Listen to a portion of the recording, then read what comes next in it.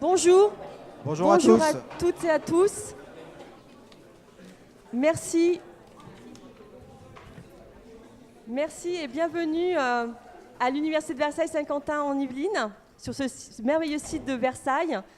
Donc nous allons commencer cette journée. Donc, juste avant l'ouverture, pour vous dire que vous disposez d'un accès Wi-Fi par Eduroam et du spot, et puis un compte spécifique pour la journée qui s'appelle FTLV en minuscule, et le mot de passe 15 juin. Et incraquable. Ensuite, vous pouvez nous suivre sur Twitter, n'hésitez pas, pour nous suivre toute la journée. Donc, on a un compte Twitter dédié, FTLV_5, et vous pouvez participer au hashtag FTLV5. Donc, je laisse la parole au président de l'Université de Versailles-Saint-Quentin, Alain Buis.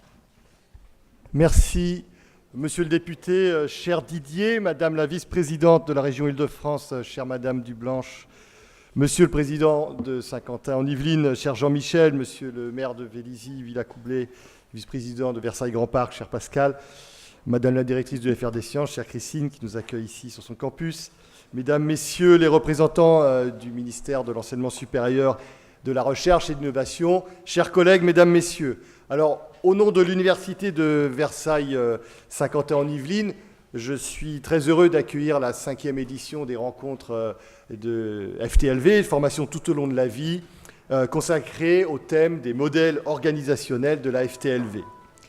Alors, un certain nombre d'entre vous étaient déjà présents hier après-midi à l'événement que nous avons organisé avec la communauté d'agglomération de Saint-Quentin en Yvelines, autour du numérique et de l'innovation pédagogique, en lien évidemment avec la FTLV. Vous m'entendrez donc une nouvelle fois vanter les mérites de la FTLV et la nécessité de s'appuyer sur les nouveaux outils numériques tout en favorisant les initiatives d'innovation pédagogique. Alors, mesdames, messieurs, nous sommes aujourd'hui la 4e université, si je ne me trompe pas, à accueillir les rencontres FTLV, après l'université de Caen, l'université Pierre et Marie Curie, elle s'appelait encore comme ça à cette époque, et l'université de Nantes. Donc, permettez-moi de vous dire ma fierté que l'université de Versailles-Saint-Quentin en Yvelines ait été choisie pour accueillir cette nouvelle édition. Alors, ce choix nous engage encore davantage dans la démarche de valorisation de nos activités de formation et dans la transformation de notre établissement. Cela passe par notre capacité à repenser notre organisation et la très forte mobilisation de nos équipes, auxquelles je souhaite rendre hommage aujourd'hui et remercier pour tout le travail déjà accompli sur ce sujet. Alors, je remercie sincèrement tous ceux qui ont permis l'organisation de cet événement, qui est organisé par le ministère et qui se tient aujourd'hui au sein de notre beau campus de Versailles que je vous invite à découvrir. Alors, madame la ministre Frédérique Vidal avait prévu d'être parmi nous pour ouvrir cette journée. Bon, les aléas ont fait que de légers changements de date ont fait, et vous le comprendrez, qu'elle n'a pas pu se joindre à nous, mais ceci symbolise l'importance qui est donnée à cet événement. Alors, l'objectif de cette journée est de rassembler un grand panel de responsables et d'acteurs de la formation tout au long de la vie, afin d'échanger sur les enjeux qui s'y rapportent et d'élaborer les pistes d'évolution pour nos institutions. Donc, je constate la présence de nombreux acteurs, notamment des représentants et des membres, donc je vais faire les lister, de la DGSIP et en particulier de la MIPNES, du réseau des vice-présidents CFVU et réseau des vice-présidents numériques, l'association des DGS, la Courroie, le réseau national des SP, l'Association nationale des services TIS, la Fédération interuniversitaire de l'enseignement à distance et bien sûr la formation continue universitaire. Alors, votre présence à tous montre l'importance que revêt cette journée. Alors, la FTLV représente évidemment un enjeu majeur pour nos établissements au service de l'intérêt général.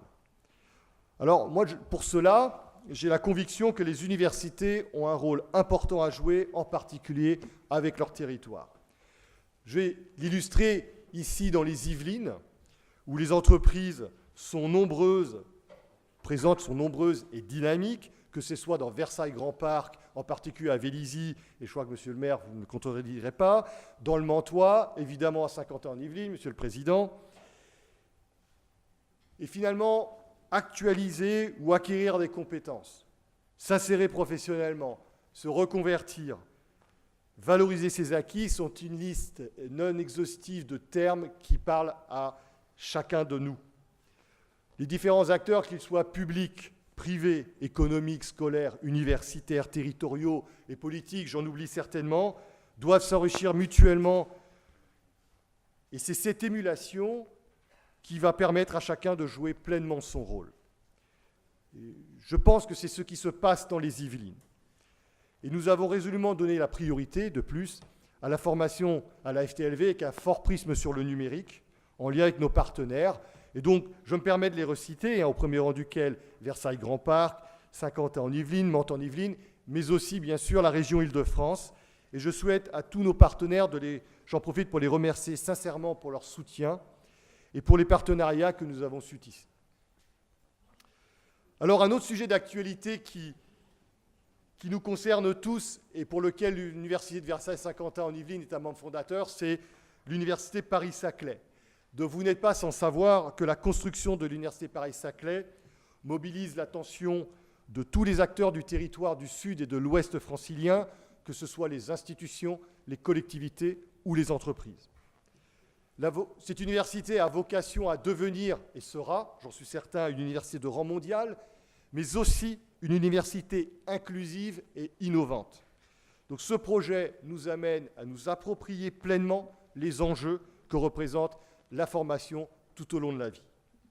Le président de l'université, Gilles Bloch, ne peut malheureusement pas être avec nous. Il aurait été très heureux d'être avec nous. Il est actuellement de retour de Chine, donc il est dans l'avion. Mais pour avoir longuement discuté avec lui sur ces sujets, je sais son implication pleine et entière sur ces questions. Alors, mesdames, messieurs, vous allez pencher aujourd'hui sur les modèles organisationnels de la formation tout au long de la vie, les réformes qui sont engagées depuis de nombreuses années, plusieurs années, notamment la dernière loi, la loi orientation réussite étudiant, ont pour objectif de faire face à la diversité des profils et de favoriser l'individualisation des parcours au service de la réussite de chacun. Donc cette nécessaire individualisation des parcours est notamment permise par un recours accru au numérique et à la transformation pédagogique. Donc toujours est-il qu'il faut pour cela repenser en permanence les modèles organisationnels de la FTLV. Il représente un défi pour nos établissements et les directions support qui doivent en permanence accroître leurs interactions pour produire encore davantage de flexibilité dans la construction de l'offre de formation. Voilà, pour conclure, il vous reviendra, je pense à vous aujourd'hui, d'y réfléchir. Et je vous remercie pour votre présence et je vous souhaite à toutes et à tous une excellente journée et qu'elle soit riche et fructueuse. Merci beaucoup.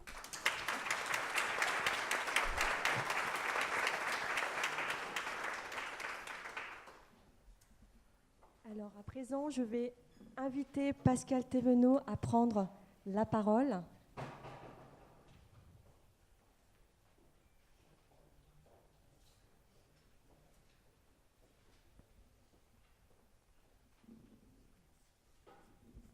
Bonjour à tous, juste quelques mots pour vous dire que nous, c'est un honneur aussi d'avoir l'université de Saint-Quentin présente sur notre territoire, mais c'est aussi un élément stratégique pour l'agglomération de Versailles-Grand Parc et je dirais pour Paris-Saclay dans son ensemble, puisque pour parler de la formation tout au long de la vie, s'il y a un territoire où on ne connaît pas le métier de demain et où on devra accompagner tous ces salariés tout au long de la vie, c'est bien celui-ci, puisque on travaille aussi bien sur le véhicule du futur, sur les énergies du futur, et moi-même, en étant ingénieur, dans un domaine qui a toujours été accompagné d'une formation tout au long de la vie, puisque le domaine de l'informatique, de l'électronique, c'est un métier où on a l'habitude d'accompagner les salariés. Ce n'est pas le cas, ce n'est pas la culture qu'on a pu avoir partout. Et je pense que maintenant, grâce aux nouvelles technologies, grâce au numérique, et puis aussi à la prise de conscience que le côté stratégique aussi de nos connaissances, c'est d'arriver à avoir un lien constant entre les entreprises, le monde de la recherche universitaire et toutes nos forces vives qui sont nos salariés. On doit arriver à avoir un partenariat complet et un accompagnement tout au long de la vie, aussi bien pour ceux qui sont actifs que ceux qui sont à un moment dans une filière qui a moins d'avenir, et je dirais même, parce que c'est devenu un mot à la mode, je pense que si on a un peu de pognon, vaut mieux le mettre dans la formation continue que dans le soutien à des activités qui n'ont plus d'avenir à cet instant. Et je pense qu'on attend beaucoup de choses sur la croissance et sur le développement de notre économie si on arrive, grâce à vous, à pouvoir accompagner tous nos salariés, enfin les salariés, maintenant je ne suis plus chef d'entreprise, tous nos salariés tout au long de leur vie pour découvrir de nouveaux métiers et surtout pour s'adapter aux technologies qui sont celles de demain et qu'on ne connaît peut-être pas encore aujourd'hui. Donc on attend beaucoup, c'est pour ça que on est venu aussi en force plus vous soutenir, parce que le développement de nos territoires, moi je dis toujours que les dotations de l'État au niveau de Vélizy-Villacoublay, c'est 50 000 emplois. Le Versailles Grand Parc, c'est 240 000 habitants, avec des grandes mutations au niveau du développement, tant à Satory qu'à Vélizy et à travers le Paris-Saclay.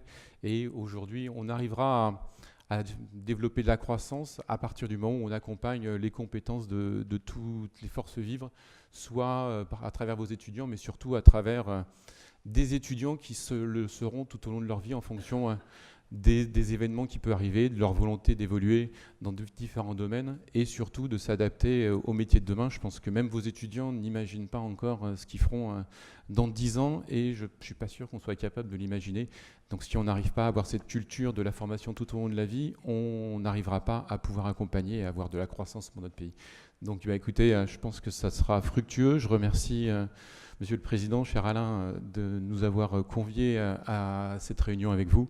Et on attend beaucoup de ce que vous pourrez proposer, puis de ce que vous pourrez vous accompagner tout au long des années qui viennent pour faire de notre monde universitaire un monde au service de nos étudiants, mais aussi au service plus large de la croissance de notre pays, dont on a fort besoin pour pouvoir encore vous accompagner et retrouver le fleuron qu'on n'aurait jamais dû perdre. Donc merci, et puis écoutez, bon travail. Merci.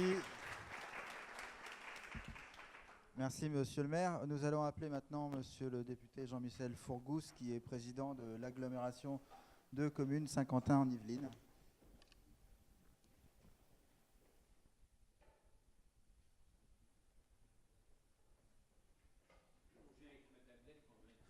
C'est bien, c'est le bon apparat.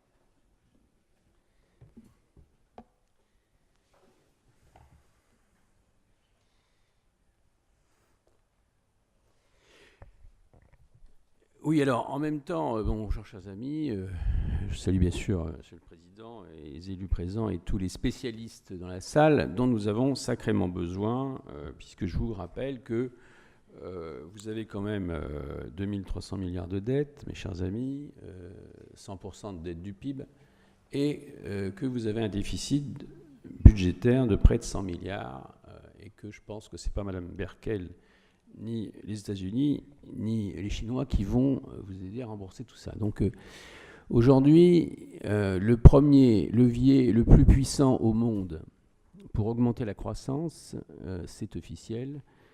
Ce sont des êtres humains qui l'ont inventé, des mammifères supérieurs, dont vous faites partie. Les hommes ont inventé, pour la première fois au monde, le plus grand des multiplicateurs d'intelligence, d'innovation et de croissance, qui s'appelle le numérique. On dit souvent, vous connaissez cette formule, on a prolongé la force du bras par le marteau, par la scie, par la grue. Ensuite, on a prolongé la force des jambes par le vélo, la moto, la voiture, l'avion. Et aujourd'hui, on sait que vous avez devant vous, effectivement, la plus grande prolongation de votre cerveau, de votre intelligence par le numérique. Je la fais très souvent, donc vous devez la connaître pour ceux qui l'ont peut-être déjà vu. Je prends souvent une métaphore, je dis voilà, cerveau 1, cerveau 2, cerveau humain, cerveau numérique. Moi je lis, en 1 seconde, je lis une ligne. Lui, il lit 1 million de pages en 1 seconde. Et il comprend maintenant 1 million de pages en 1 seconde. Donc de toute façon, l'enjeu, comme dit Steve Jobs, apprendre à coder, c'est apprendre à penser. Et il est évident que c'est pour ça que nous, à Saint-Quentin, à Elancourt, déjà, depuis 10 ans, on forme les enfants à la pédagogie mixte. C'est-à-dire que les enfants ont compris que leur avenir, demain, ils réussiront s'ils savent faire plus de 50% de leur travail par un robot, par l'intelligence numéro 2, par le cerveau 2. Donc il faut qu'ils maîtrisent ce cerveau 2. C'est l'enjeu. Ce n'est pas seulement l'enjeu des enfants d'Elancourt ou de Saint-Quentin ou des Yvelines, c'est l'enjeu du monde entier. Dites-vous bien que la compétition, ça existe.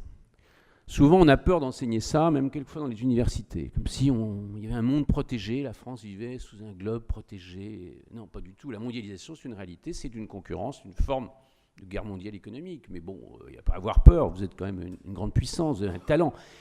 Et il y a de l'intelligence. Regardez ici, Paris-Saclay, Pascal en parlait tout à l'heure, bien sûr c'est le plus grand réservoir de cerveau, c'est la première plateforme de recherche en intelligence artificielle. Enfin Atos, chez Atos, on fait 1 milliard d'opérations en 1 seconde. Donc dites-vous bien que vous avez intérêt à vous accrocher et vous avez une responsabilité ici encore plus importante que les autres. Vous devrez vous sentir encore plus coupable que les autres. C'est que si vous êtes ici, c'est que vous avez compris. Donc votre responsabilité est encore plus forte. Donc vous devez bien sûr transmettre ce message parce que c'est la voie certainement de réussite de notre pays plus que jamais.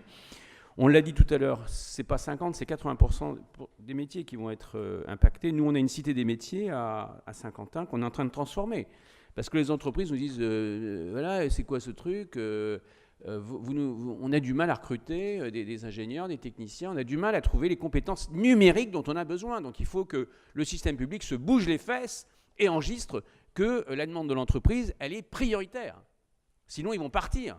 Ils vont aller chercher c'est bien sûr ces compétences ailleurs. Donc il faut, nous-mêmes à Saint-Quentin, on a rajouté 7 écoles privées pour renforcer avec des formations de 6 mois très intensives, bien sûr, sur le numérique. Et bien sûr, on a été enchanté aussi de découvrir que Saint-Quentin venait justement de faire évoluer aussi son process de gouvernance et ne serait-ce qu'au travers de son président et de l'équipe qui l'entoure. On sent que la culture numérique, bien sûr, est d'autant plus forte et je peux vous dire que tout ça va dans le bon sens avec Paris-Saclay, avec les entreprises que nous avons. Ce que je veux vous dire qu'une entreprise comme Airbus ou Thales ou d'autres, c'est essentiellement du numérique. Mais une voiture autonome, même la voiture autonome de Renault qui est chez nous aussi, dites-vous bien que quand vous regardez la valeur ajoutée qu'il y a, allez voir chez Valeo, enfin, c'est que du numérique. Donc, il faut bien vous dire qu'aujourd'hui, la sécurité, bien sûr, surtout sur l'automobile, sur l'avion, partout, c'est avant tout numérique. Non, sinon, nous, on pousse les enfants, bien sûr, vous savez, dans les classes d'Elancourt et bientôt de Saint-Quentin. Les enfants ont tous une tablette. Ils reviennent avec chez eux, hein, donc ça évite les bouquins, le sac de 17 kilos. Ils ont des robots. À Elancourt, en primaire, ils ont 100 robots, enfin un peu plus de 100 robots. Vous devriez voir le niveau d'implication d'un enfant, mais c'est extraordinaire. Ça n'a plus rien à voir avec les classes où on s'ennuyait, parce qu'on peut se le dire, il y a des moments où on s'ennuyait, avec le truc frontal, magistral. Voilà, c'est le début de la fin.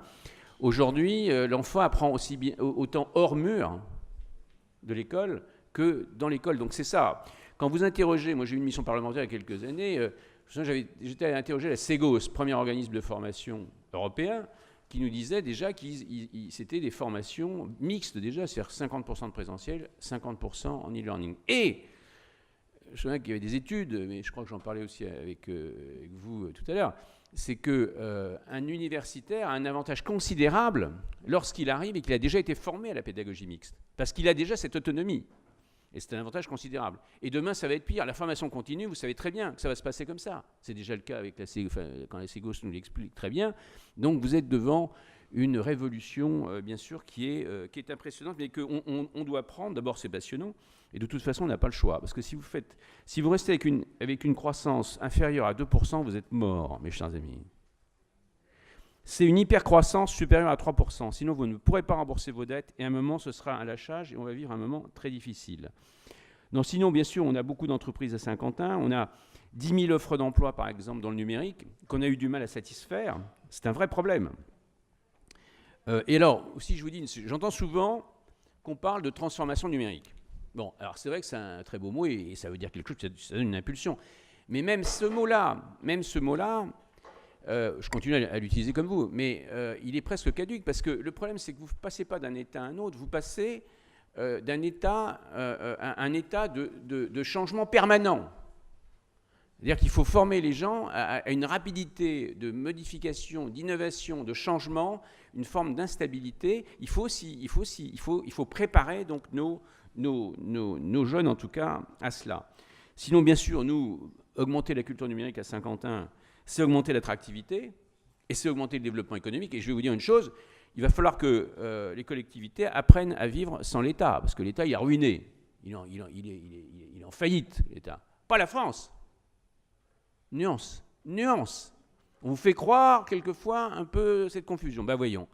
Donc voilà, il s'agit que les scientifiques, il y a un merveilleux, dans ce département, il y a un pôle scientifique très fort, essentiellement sur Saclay, mais qui rejaillit sur tout le monde, un pôle économique qui est aussi assez fort sur Saint-Quentin, il y a un pôle un peu plus culturel, voilà. Et puis je veux que les trois, Paris-Saclay, de tous on travaille tous ensemble, et bien entendu, il y a des échanges de savoir-faire, et on souhaite que Paris-Saclay soit un modèle de l'augmentation, bien sûr, de cette culture numérique de très haut niveau.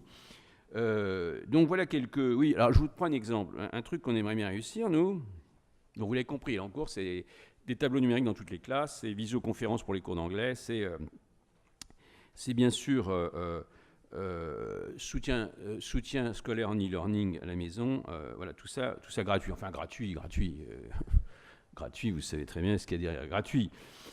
Mais on essaye, par exemple, notre rêve, ce serait d'être la première agglomération qui donne le Wi-Fi gratuit. Pour toute la ville. Pascal, il y a une petite concurrence entre Pascal et moi, hein, qui donne quand même une forme d'humour. Non, et totalement. Entreprise, privée, école, tout ça gratuit, je veux voir. Ouais. Donc voilà, bien sûr. Alors, aussi un autre point, moi je racontais ça encore hier aussi, mais c'est que par exemple, dans l'enquête parlementaire qu'on a fait, on était allé à Harvard sur le campus et on avait demandé à des étudiants combien de temps ils passaient à utiliser des supports numériques dans leur temps d'apprentissage. Et il y avait un étudiant qui nous avait dit 80%, support numérique. Et 20% en amphi, effectivement, c'est bon. Et il y avait une fille à côté qui lui dit, mais non, elle dit baratine pas, dis les choses. Quand tu es en amphithéâtre ou en cours restreint, tu as ton ordinateur devant toi. Donc, il faut bien vous rendre compte, d'ailleurs moi j'ai mon fils à l'époque qui était à l'université américaine, et je lui dis écoute mon coco, c'était pas la peine que tu nous coûtes aussi cher, parce que une année ou 4 ans à l'université américaine ça coûte cher. Si franchement vous passez 90% de votre temps avec un support numérique, on pouvait t'en offrir un, même en or si tu veux, ça nous aurait coûté moins cher, mais bon, cela dit. Et vous savez par exemple qu'à Harvard, ils disent que bien que les MOOC qu'ils mettent au point, leur objectif, c'est de mettre à disposition du monde entier quand même la connaissance qui est bien sûr recueillie donc, dans cette université. Donc vous êtes devant une sacrée transformation. Non, sinon, pour vous faire peur, j'ai 2-3 informations. Pour ceux qui veulent se faire une émotion, c'est que je pense que, attention au livre, j'adore le livre, le bruit, l'odeur du livre, le toucher du livre, etc. Comme on était tous formés comme ça, mais j'ai peur qu'on vive quand même une sacrée transformation à ce niveau-là. Exemple, j'étais à une université en Italie, à Milan, et où j'avais un autre de mes enfants, et je demandais pourquoi la bibliothèque était vide. Elle était magnifique, cette bibliothèque. Je me souviens, à la Bocconi, l'université de la Bocconi, et je voyais tous les étudiants qui étaient dans les petits locaux autour, avec leur ordinateur, etc. Je dis, mais c'est quoi ce truc? Vous avez une super bibliothèque. Et alors, il y a un type qui m'a dit, mais monsieur, ce sont des adultes qui se sont fait cette bibliothèque pour eux, dans leur culture, dans leur génération. Mais qu'est-ce que vous voulez? Nous, ça n'a rien à voir. On a besoin de lire très vite. Puis on a besoin de trouver l'essentiel de ce qu'on cherche. Et pas avoir besoin de lire tout le livre, etc. Bien sûr, ça n'a plus rien à voir aujourd'hui d'apprendre. Il faut apprendre vite, bien sûr, l'essentiel. Il faut échanger, reconstruire. Voilà. Et donc, vous sentez aussi ce problème, c'est que, attention, bien sûr, même nos bibliothèques, voilà, elles se vident. Les amphithéâtres, idem. Si demain vous voulez construire une université, attention. ça va aussi, bien sûr, beaucoup bouger. Voilà. Puis alors, le truc qui agresse, bien entendu, quand vous sortez à l'éducation nationale pour vous faire sortir un tel, vous dites que les crayons, les stylos, moi, je n'investirai pas à votre place si vous voulez placer vos actions. Je ne suis pas certain que, parce que vous allez voir, bien sûr, l'échange aujourd'hui, l'analyse automatique du discours a pris une dimension. Voilà, et il faut bien voir que le monde de demain, mais il faut quand même savoir écrire, on est tous d'accord, vous inquiétez pas, on leur apprend ça. Voilà en tout cas ce que je voulais vous dire. Vous avez tout pour réussir cette transformation numérique, et je pense que quand même la France a toute sa place dans cette course mondiale à l'innovation par le numérique. Merci à tous.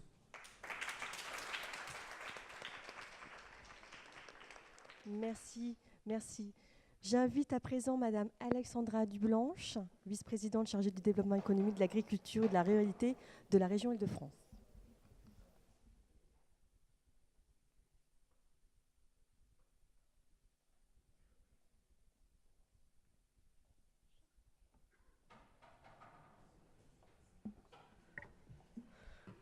Merci à tous, bonjour. Monsieur le Président, merci pour votre invitation. Mon cher Pascal, cher Jean-Michel, Monsieur le député, Mesdames et Messieurs, chers amis, je suis très heureuse de représenter Valérie Pécresse qui n'a pas pu venir ce matin parce qu'elle est en Chine justement pour parler Smart City entre autres sujets.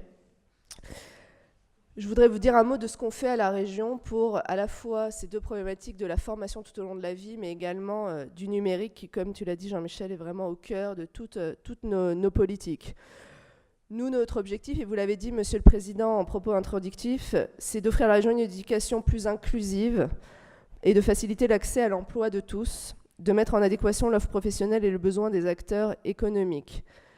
Car dans cette région, on a encore un taux de chômage des jeunes à plus de 20%. On sait, et vous l'avez dit dans vos documents, qu'un actif sur 4 vit chaque année une transition professionnelle.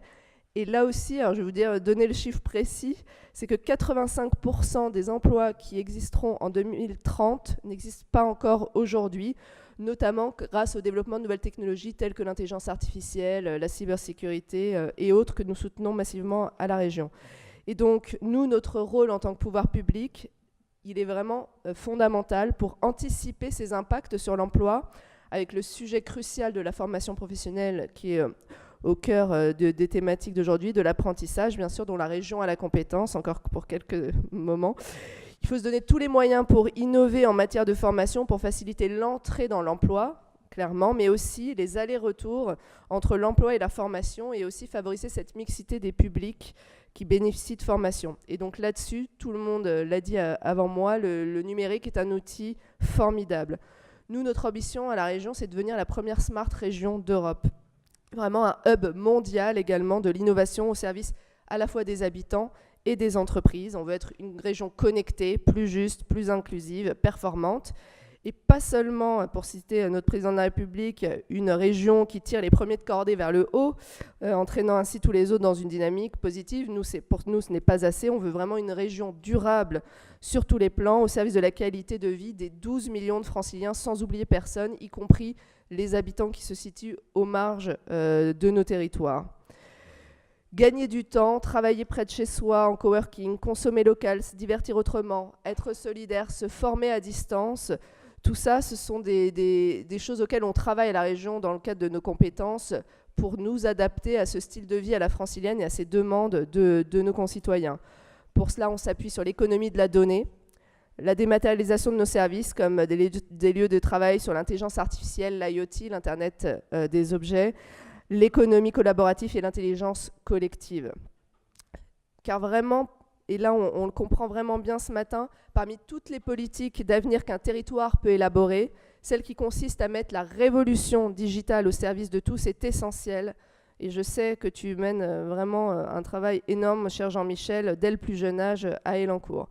Parce qu'une région métropole connectée, créative, innovante, c'est une région attractive. Et ça, c'est au cœur également de nos priorités dans un contexte post-Brexit, d'être le plus attractif possible. Et cela passe par le développement de cette nouvelle technologie. L'éducation, bien sûr, c'est un enjeu majeur. Et aujourd'hui, son destin est lié au développement exponentiel du numérique.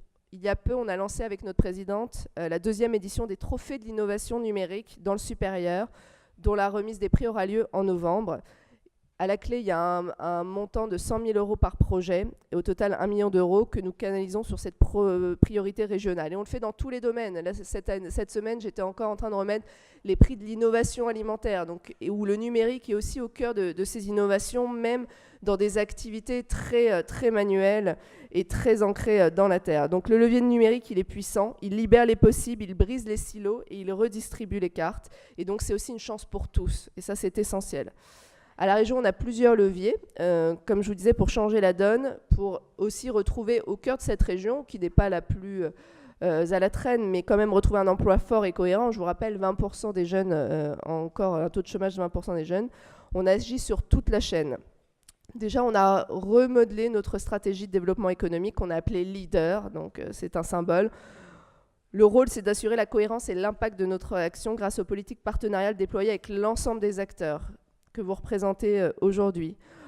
On a lancé un grand chantier en février, celui des bassins d'emploi qu'on copilote avec l'État, justement autour de cette problématique à la fois de l'orientation, de la formation, de l'apprentissage. On a divisé la région en 25 bassins d'emploi pour diffuser nos politiques au plus près des territoires en fonction des besoins de chaque territoire qui sont bien différents de celui du voisin, mais également pour nous faire régler de façon la plus concrète possible toutes les problématiques qui remontent des entreprises qui n'arrivent pas, comme on l'a dit, à recruter sur tel profil, par exemple.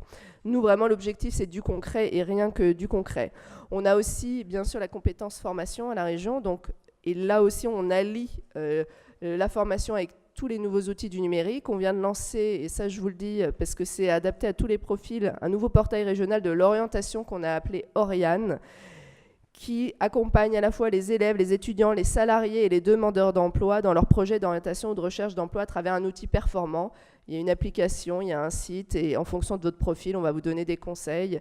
On va aussi géolocaliser tous les établissements de formation, ici compris, toutes les formations possibles avec les débouchés en termes d'emploi. C'est extrêmement important pour que les jeunes ne s'orientent pas vers des formations sans débouchés. Et aussi des éclairages précis secteur par secteur. Et donc tout cela, ça s'inscrit dans la continuité des outils déjà mis en place. On a aussi une cartographie interactive des métiers qui recrutent par département. À terme, cet outil va offrir des services innovants tels que la mise en relation avec des professionnels, le partage de sujets, de témoignages et de conseils pratiques via des communautés d'échange, des forums et des chats. Et donc, ce portail, il veut aider tous nos collégiens, lycéens, apprentis, étudiants, salariés, demandeurs d'emploi à s'orienter vers les bonnes formations, trouver un emploi près de chez eux, pour moins utiliser les transports, et dans les domaines les plus proches de leurs compétences.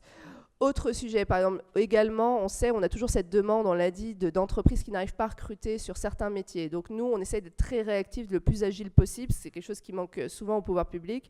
Par exemple, là, on a lancé un programme Seconde Chance numérique en Ile-de-France pour former 3500 chômeurs au métier du numérique et soutenir 46 projets. Et donc voilà, on voit les besoins des entreprises et en fonction, on monte des programmes pour être très réactifs par rapport à ces besoins. On vient aussi de créer le premier CFA en ligne, complètement en ligne, sur les métiers du numérique avec la société Open Classroom. Et enfin, parce qu'on croit aussi à l'intelligence collective, on a créé avec Pôle emploi un outil collectif, Anotea, qui est un peu le TripAdvisor de la formation, où vous notez votre formation et à partir d'un certain nombre de notes négatives, Pôle emploi déclenche un audit. Bon, il y a également énormément de choses que nous faisons sur les universités et évidemment l'enseignement supérieur, puisque maintenant, depuis que les universités sont autonomes, et d'ailleurs c'est une réforme qu'avait portée Valérie Pécresse en tant que ministre de l'enseignement supérieur, les régions, elles sont devenues des partenaires incontournables des universités. C'est 118 millions qu'on met en 2018 sur la table pour nos universités, pour les soutenir par le financement d'instrumentation scientifique, d'allocations de recherche aussi, d'animation de réseaux scientifiques et surtout d'innovation numérique et de soutien à la vie étudiante. On a voté une stratégie sur l'enseignement supérieur en septembre dernier. Il y a 3 axes. Se réorienter, se former, s'insérer tout au long de la vie. 2, faire de l'Île-de-France une référence mondiale en matière de sciences et de technologie. Et 3, soutenir des universités et des campus au niveau mondial. Dans le contexte de la loi en discussion au Parlement qui veut poser les jalons d'une nouvelle société de compétences, notre objectif à la région, c'est de faciliter l'accès à l'offre de formation continue de nos universités aux salariés des TPE et des PME. Là, on est vraiment au cœur du sujet de cette journée. Ça passe par l'individualisation des parcours et des apprentissages en utilisant à nouveau tous les outils numériques et en commercialisant l'offre auprès des financeurs et des prescripteurs. On a une volonté de contribuer à l'émergence du continuum entre établissements d'enseignement supérieur et de recherche, structures de transfert et d'innovation et entreprises. Nous, c'est vraiment notre rôle de jouer ce facilitateur entre tous les acteurs. L'une des priorités de la stratégie Smart Région, c'est de constituer des clusters appuyés sur des universités et campus de rang mondial. Et c'est dans cet esprit que nous investissons massivement dans les grands lieux d'innovation. On en a parlé tout à l'heure, on est sur un territoire exceptionnel avec Paris-Saclay. Et par exemple, on est en train de développer un lieu qui s'appelle DigiHall, qui va fédérer l'élite de la recherche, de l'enseignement supérieur et de l'industrie, va développer aussi les technologies numériques de demain en opérant sur 4 technologies clés: l'intelligence artificielle, l'industrie du futur, la cybersécurité et les systèmes cyberphysiques. Il y aura près de 1500 chercheurs sur ce lieu de 60 000 m², avec, vous l'avez compris, à la fois des académiques, des industriels. Et ça, c'est vraiment un exemple de ce qu'on le fait. On le fait sur le véhicule autonome, on le fait sur la fabrication additive, créer ces lieux d'innovation où il y a beaucoup plus d'échanges entre tous les acteurs. Donc vous voyez, la région, elle est sur tous les fronts pour créer cet environnement, pour décloisonner les services et répondre aux attentes des différents publics de la formation tout au long de la vie. Notre rôle, c'est de favoriser la rencontre entre les mondes de l'enseignement, de la recherche, de l'innovation, les entreprises, les salariés, les chercheurs d'emploi et les étudiants qui sont aujourd'hui intemporels. L'objectif, c'est bien d'accompagner les Franciliens à se saisir de leur destin, à accomplir leurs ambitions dans une région plus intégrée et plus performante. On le voit tous, les codes, ils sont en train de changer, je le vois dans cette salle avec tous les ordinateurs ouverts. On doit vraiment se saisir de cette opportunité digitale pour nous réinventer. Donc je vous souhaite une très bonne journée de travail et je vous remercie de votre attention.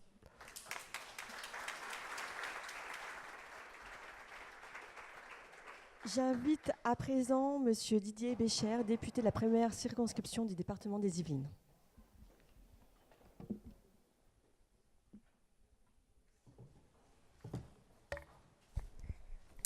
Monsieur le Président, chers collègues, Mesdames, Messieurs, je suis ravi d'être là avec vous aujourd'hui, parce que c'est vrai qu'avant d'être député, j'ai été pendant 20 ans DRH, et donc pendant 20 ans, j'ai essayé d'œuvrer sur le développement des compétences au quotidien, et particulièrement ces 10 dernières années sur l'accompagnement de nos organisations avec l'impact de la transformation numérique.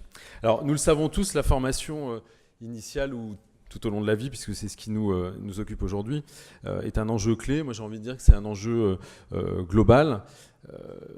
Global parce qu'il touche à la vitalité de notre économie. Je pense qu'aujourd'hui, vous ne trouverez pas une entreprise pour vous expliquer que son succès n'est pas dû aux compétences de ses salariés, ou que si elle n'a pas les compétences adaptées, elle n'aura pas de succès dans l'environnement économique. Mais plus fondamentalement, je crois que la formation, c'est aussi un élément de la cohésion de notre société. Et donc, qui dit cohésion, dit assise de notre République. La formation, quelque part, et c'est encore plus vrai, je pense, pour la formation tout au long de la vie, c'est un levier, et c'est également, malheureusement, quand elle ne fonctionne pas, un vrai verrou qui empêche d'avancer. C'est quelque chose qui va nous permettre de passer à cette passer de cette société de statut à cette société de l'émancipation que nous appelons tous de nos voeux. Alors je ne parle pas seulement de la mobilité professionnelle, parce qu'on a parlé de beaucoup d'exemples d'évolution de nos entreprises. Donc ce n'est pas seulement la mobilité professionnelle, comme s'il fallait absolument être mobile, changer d'emploi, mais je pense vraiment à l'émancipation, à cette liberté réelle qu'elle va enclencher. Alors c'est le cœur du projet de société que porte le président de la République, le gouvernement et la majorité présidentielle à laquelle j'appartiens. Comment inventer, j'ai envie de dire pour de vrai maintenant, cette société de l'émancipation. Quand j'écoute le président de la République, cette semaine encore à Montpellier, quand il dit il va falloir s'attaquer vraiment aux inégalités, s'attaquer à leurs racines et réinventer une forme d'État-providence. Alors il parle d'État-providence, providence de la dignité et de l'émancipation. Moi je pense qu'il est nécessaire aussi de réinventer la formation. La formation tout au long de la vie devient un enjeu du coup déterminant de cette émancipation, et c'est le travail que vous faites au quotidien, j'en suis certain, avec les salariés que vous rencontrez et qui décident de revoir leur parcours professionnel.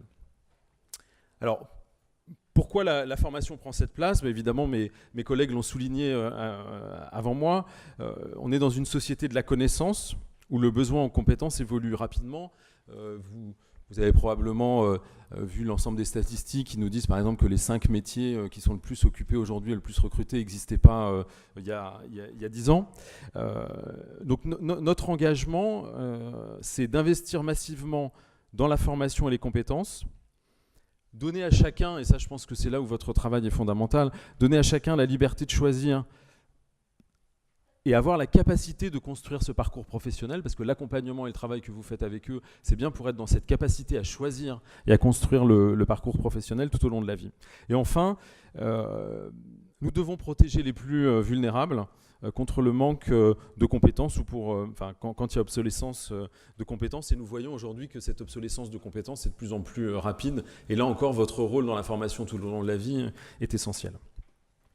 Alors c'est tout le sens du plan d'investissement dans les compétences, les PIC, dans lequel nous investissons 15 milliards d'euros et qui probablement participeront au financement de beaucoup d'actions qui ont été citées par mes collègues juste avant. Et c'est également dans ce cadre que s'inscrit le débat parlementaire, c'est cette semaine en ce moment, pour le projet de loi, donc pour la liberté de choisir son avenir professionnel qui va profondément, mais alors là pour le coup même révolutionner la formation. Alors qu'est-ce qu'on veut faire avec ce texte de loi ? Première chose, on veut libérer l'innovation pédagogique. C'est la manière dont les entreprises aujourd'hui vont délivrer de la formation. On a parlé beaucoup du numérique, je ne vais pas en revenir, et vous voyez tous aujourd'hui comment vous travaillez et comment les salariés travaillent. Bien évidemment, l'enseignement en classe n'est plus forcément toujours adapté, même s'il est encore nécessaire.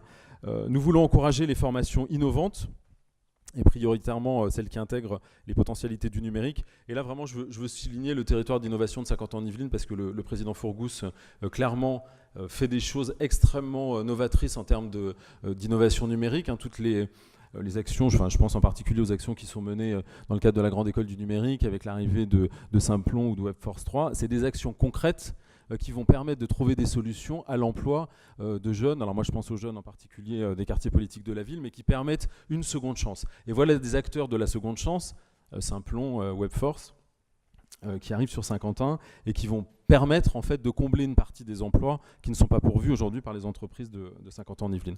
Donc très, très belle initiative, je voulais vraiment le souligner. Enfin, à travers ce texte, on veut aussi simplifier la formation en situation de travail, parce que c'est aussi capital de se former en situation de travail. Alors cette révolution, elle passe aussi par toute l'adaptation qui vient des usages. Alors j'aurais pu prendre beaucoup d'exemples avec les MOOC qu'on voit arriver très largement dans les entreprises. Et il y a là aussi, moi je l'ai vu ces 10 dernières années dans mon poste de DRH, parfois quelques conflits générationnels entre les jeunes qui ont commencé déjà largement dans les écoles et les universités à se former en ligne. Et quand ils arrivent en entreprise, ils s'attendent aussi à trouver la formation en ligne. Et là, je dois dire que des fois avec mes camarades syndiqués, nous avons parfois des combat un peu d'arrière-garde sur la formation en classe ou en ligne. Je pense à la recommandation, Alexandra Dublanche en a parlé tout à l'heure, la recommandation entre pairs qui là aussi va révolutionner la formation. Il est beaucoup plus simple d'aller s'inscrire à une formation quand elle a été recommandée par quelqu'un que vous connaissez, qui lui-même a suivi la formation et qui peut expliquer pourquoi il l'a suivi et pourquoi elle était bénéfique pour lui. Donc la manière dont finalement les programmes que vous dispensez vont être notés.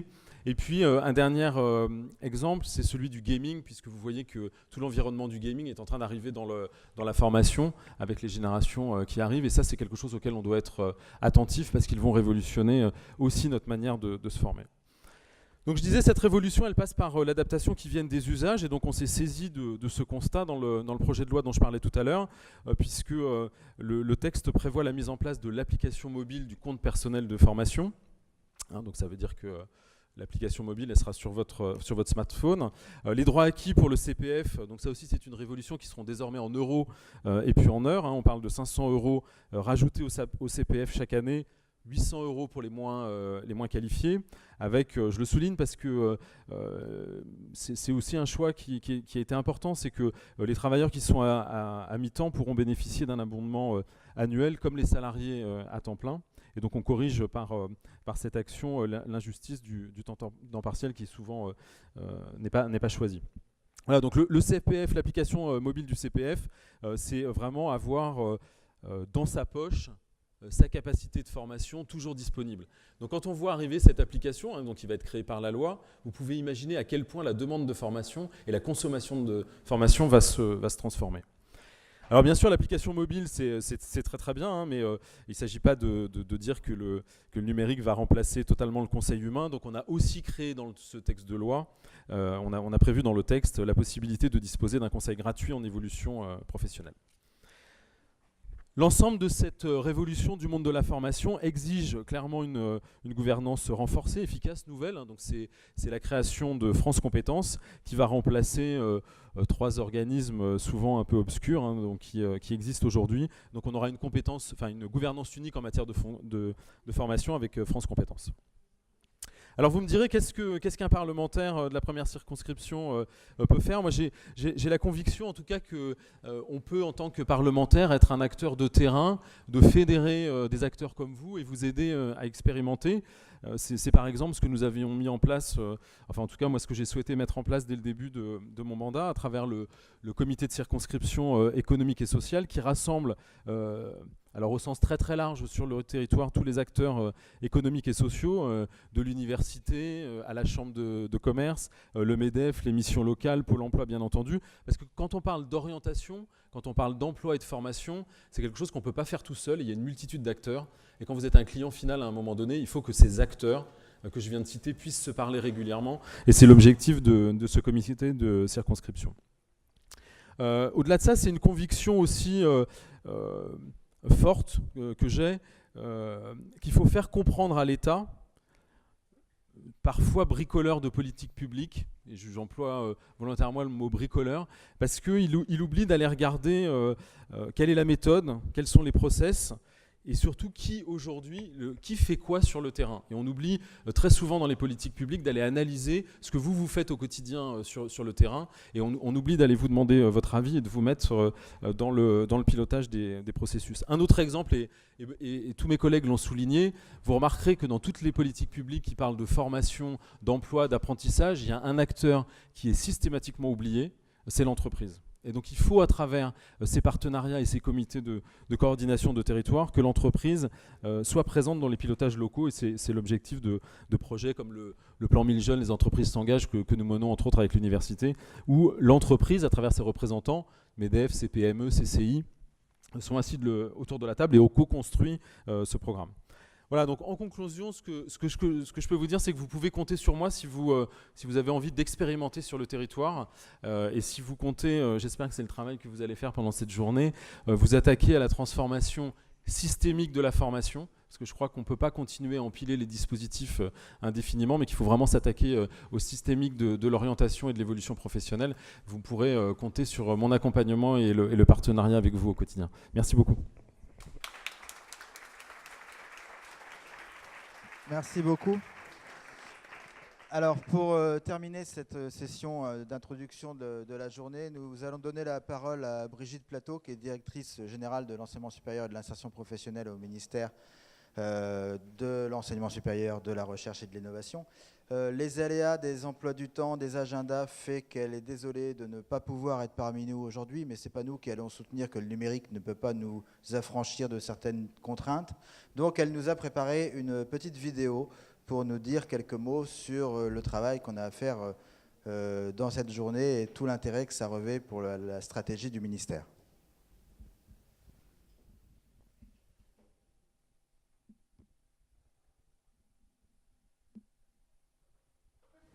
Monsieur le Président de l'UVSQ, cher Alain, Mesdames et Messieurs les présidents et présidentes d'université, chers et chers collègues, bonjour.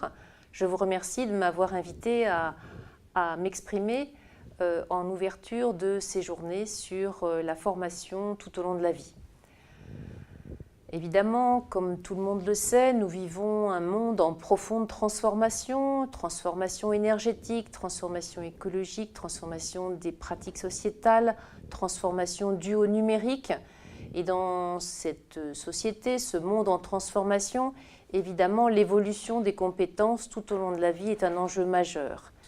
Et sur cet enjeu, l'enseignement supérieur et la recherche française doivent se positionner.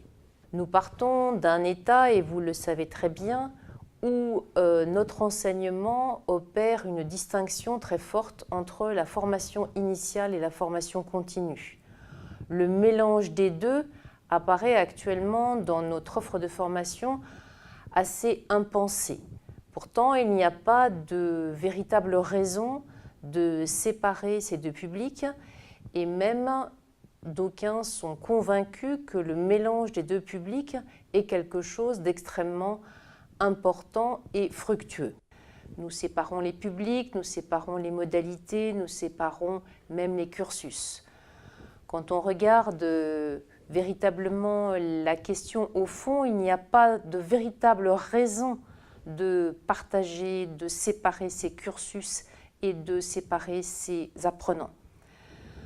Donc nous devons essayer de penser notre offre de formation de façon à ce qu'elle puisse mêler ces publics, de façon à ce qu'elle puisse permettre à tout un chacun de reprendre un cursus tout au long de sa vie. Bien sûr, nous devons offrir à des publics spécialisés, à des publics différents, comme les publics tout au long de la vie, des modalités qui leur permettent, par exemple, d'intégrer une continuité d'études sur plusieurs années, qui permettent de se raccrocher à un cursus, qui permettent de sécuriser leur trajectoire professionnelle en même temps qu'ils suivent des études, qui leur permet d'avoir une évolution professionnelle progressive, de pouvoir cumuler emploi et formation, de faire face à l'éloignement géographique, de prendre en compte des sportifs, des artistes de haut niveau, de prendre en compte des problématiques liées au handicap, à la longue maladie et même à l'incarcération. On ne doit pas opposer formation initiale et formation tout au long de la vie, et si je peux me permettre, on doit essayer le en même temps. Évidemment, dans ce contexte, les possibilités qui sont offertes par le numérique doivent être exploitées pour une meilleure flexibilisation, pour une meilleure disponibilité des contenus pédagogiques et des interactions. Il est essentiel que l'enseignement supérieur et la recherche, tous nos établissements, aient une offre attractive vis-à-vis de la formation tout au long de la vie, qui est un enjeu sociétal majeur. Je suis absolument sûre que lors de ces rencontres, vous allez pouvoir partager vos expériences, partager vos idées, vous projeter dans l'avenir et nous proposer des pistes de façon à ce que l'enseignement supérieur puisse se positionner de façon extrêmement attractive sur ce marché. Je vous remercie de votre participation, je vous remercie de vos contributions et je vous souhaite une excellente journée. Au revoir et à bientôt.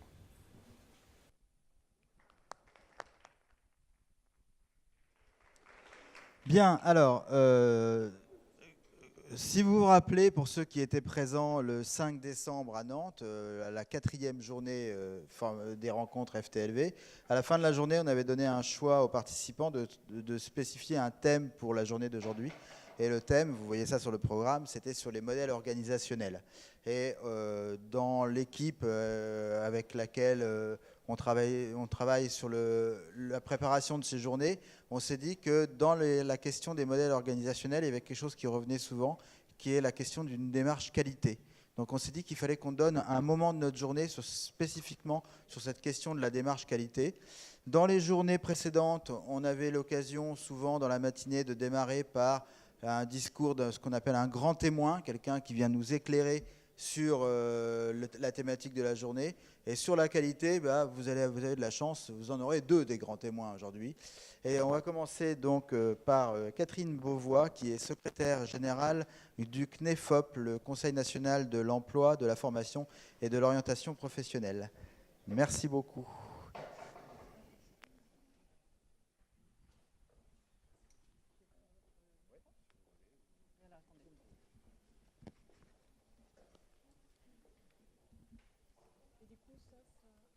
Comment est-ce qu'on connecte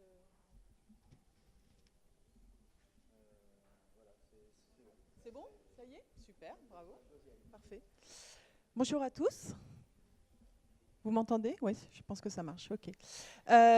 Donc, j'ai la lourde tâche, et abandonnée par mon co-animateur, mais qui va arriver, de vous parler qualité ce matin.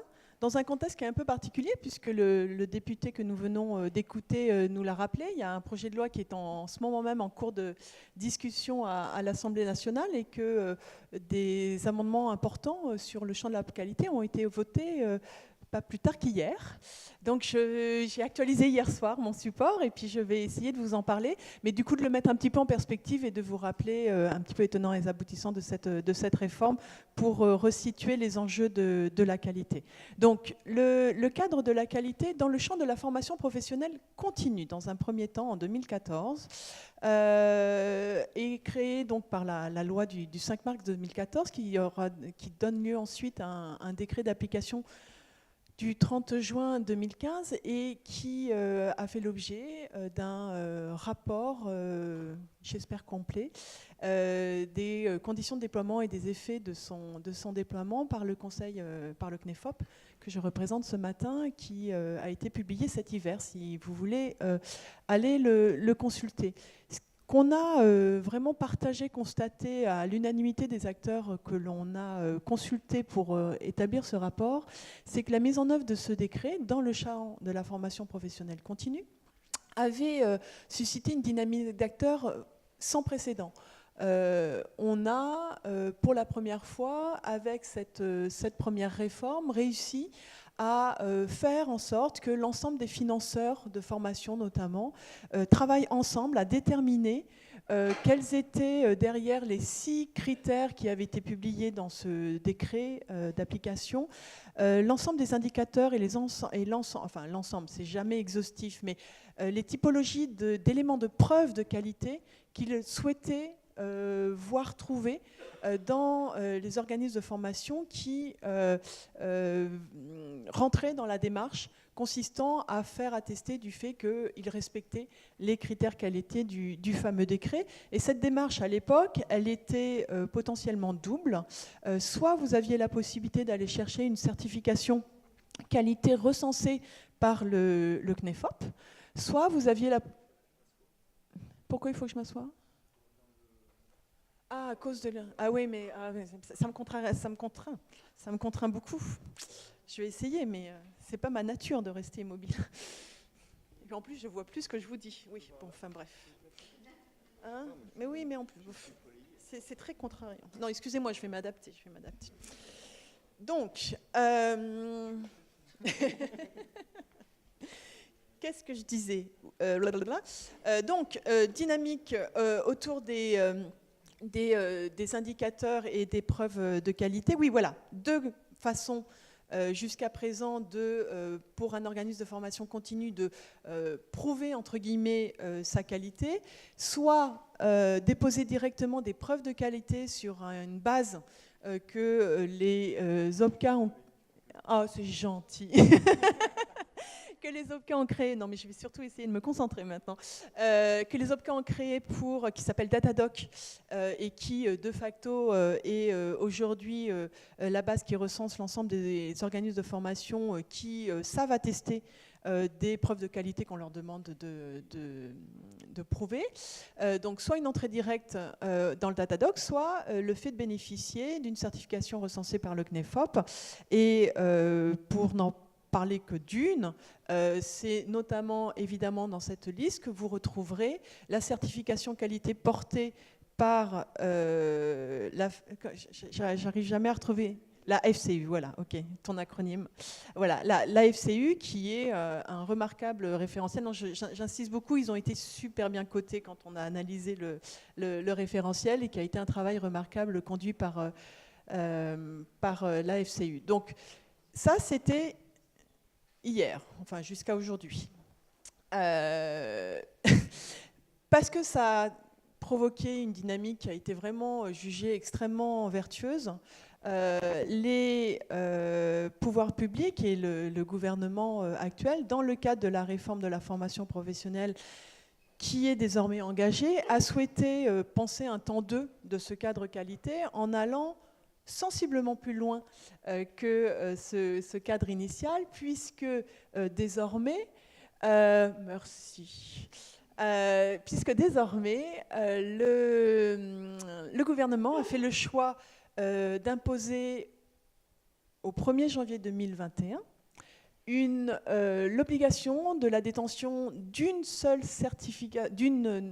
d'un référentiel national de qualité unique. Pour votre information, sur la liste actuelle du CNEFOP, ce sont 52 certifications qualité qui ont été recensées comme respectant les critères du décret du 30 juin. Donc évidemment, il y avait potentiellement, il y a été analysé le fait que le paysage n'était pas nécessairement complètement lisible. Et l'autre difficulté qu'on avait, mais qui était liée au cadre réglementaire dans lequel on avait exercé nos missions, on était nous-mêmes conscients d'avoir mis dans cette liste des référentiels qualité qui étaient de fait, au moins dans leur modalité de contrôle, d'audit, de qualité en fait assez inégale. Mais ça c'était su des pouvoirs publics. Le CNEFOP n'avait pas de pouvoir d'inspection pour contrôler au-delà des déclarations que les dossiers, que les porteurs de dossiers nous faisaient, et nous on était contraints à une instruction strictement papier, et voilà, on était très conscients de la limite de l'exercice.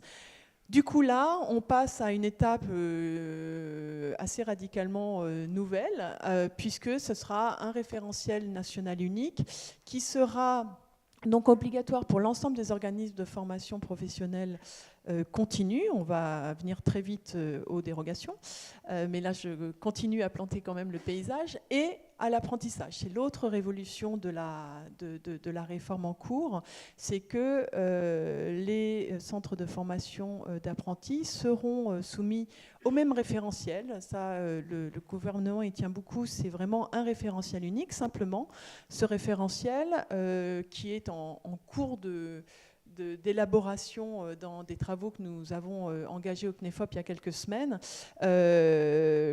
devra tenir compte des spécificités des publics accueillis et de l'apprentissage. Donc, je ne sais pas encore comment ça se traduira, mais vraisemblablement que derrière des critères qui seront communs, parce que de toute façon, en tout cas, ça c'est l'esprit dans lequel au CNEFOP on a toujours travaillé ces enjeux de qualité à l'intention des CFA, c'est que pour nous, les CFA, c'est d'abord et avant tout des organismes de formation, donc il n'y a aucune raison que le tronc commun des critères et des indicateurs propres aux organismes de formation ne puissent pas leur être appliqués.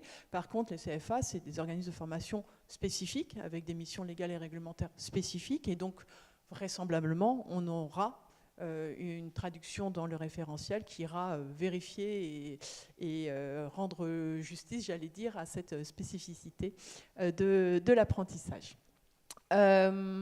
Pourquoi je vous ai dit tout ça?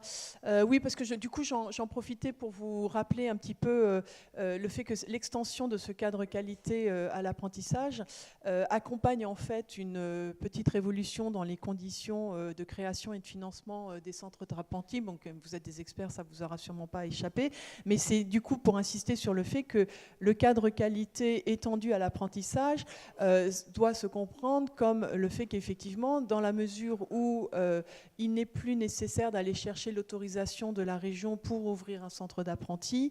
C'est notamment le cadre qualité étendu à l'apprentissage qui sera l'un des leviers de régulation de l'offre de formation en apprentissage. Donc c'est quand même assez important.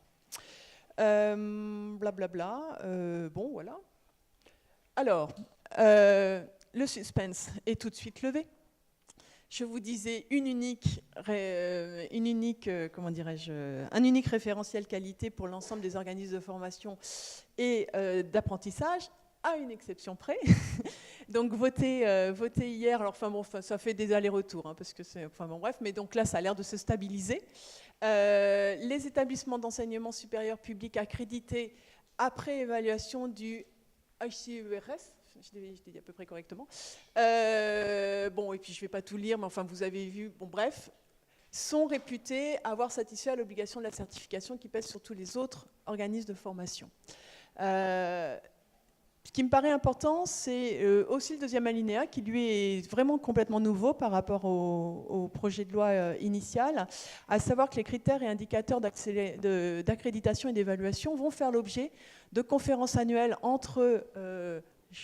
est-ce que je vais y arriver deux fois, HCRS et France Compétences, pour en fait concourir à la mise en cohérence des critères d'évaluation de la qualité des formations en apprentissage. Donc là, ce qu'on voit en termes de dynamique, c'est le fait de constater qu'aujourd'hui, dans l'univers de l'enseignement supérieur, il y a déjà toute une organisation et un mécanisme d'accréditation qui porte notamment sur des aspects de qualité dont on veut évidemment non seulement reconnaître l'existence, mais acter du coup du fait qu'on n'arrive pas en terre vierge et que enfin voilà, et que pour les organismes pour les établissements d'enseignement supérieur, il y a déjà quelque chose, mais et pas acter le fait que c'est quelque chose qui est figé. C'est-à-dire qu'il y a quand même l'ambition d'une forme de convergence.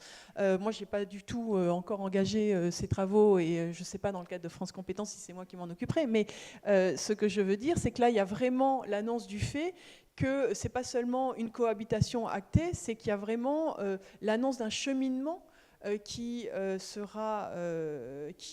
invité à être engagé pour que les indicateurs utilisés dans l'un et l'autre outil soient de mieux en mieux partagés. Voilà, donc ça c'est plutôt, moi je trouve très très intéressant. Alors ce que je voulais vous pointer, c'est un débat que nous avons depuis le projet de loi, c'est qu'on est un peu troublé par le fait que cette mention porte sur la qualité des formations en apprentissage. Et on se demande si le législateur, dans sa très grande sagesse, n'a pas oublié les aspects formation professionnelle continue des universités. Alors moi, ma thèse que j'ai écrite, c'est qu'en fait, il l'a oublié parce qu'il considère que c'est acquis. Parce qu'encore une fois, dans le cadre de 2014, il n'y avait pas de...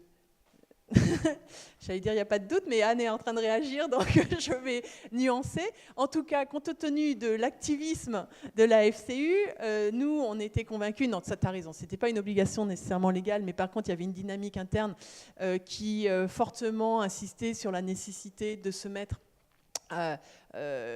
au goût du jour, j'allais dire, dans un marché qui était en train de fortement se structurer autour des critères qualité qui étaient communs à l'ensemble des autres acteurs avec lesquels vous êtes potentiellement en concurrence lorsque vous êtes face à une entreprise ou en situation de répondre à un appel d'offres ou je ne sais quoi, et que donc, très sincèrement, ça va être un peu le sens de nos propos pour le reste de la matinée, de nos échanges, même s'il y a cette dérogation légale qui objectivement, du coup, détend le calendrier pour ce qui concerne les services universitaires, et ça c'est sûrement une opportunité parce que je peux vous assurer que les organismes de formation qui sont en train de prendre la mesure du fait qu'ils n'ont que 24 mois pour aller à la certification nationale qu'ils ne connaissent pas encore, on est sur un marché où il y a quelques... là je sens que je vais vous dire une bêtise, mais non, mais de déjà certifier...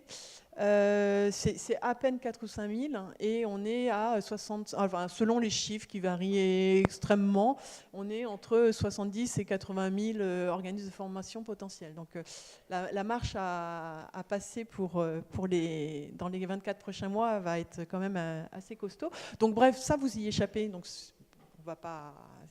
Mais... Encore une fois, même si c'est du coup non obligatoire, une démarche qualité, c'est traditionnellement de toute façon des démarches qui sont habituellement plutôt volontaires. Et donc nous, tout le sens de notre propos, c'est de vous dire à quel point ça serait utile et ça serait dommage en fait que vous interprétiez cette dérogation comme le fait du coup de pas avoir à vous préoccuper de qualité, alors qu'une démarche qualité, d'abord c'est un levier d'animation, de management interne de vos services qui peut être redoutablement intelligent lorsqu'il est maîtrisé. On peut aussi faire de façon cauchemardesque de la qualité. Donc on va y revenir, mais là Franck sera parfait pour en reparler.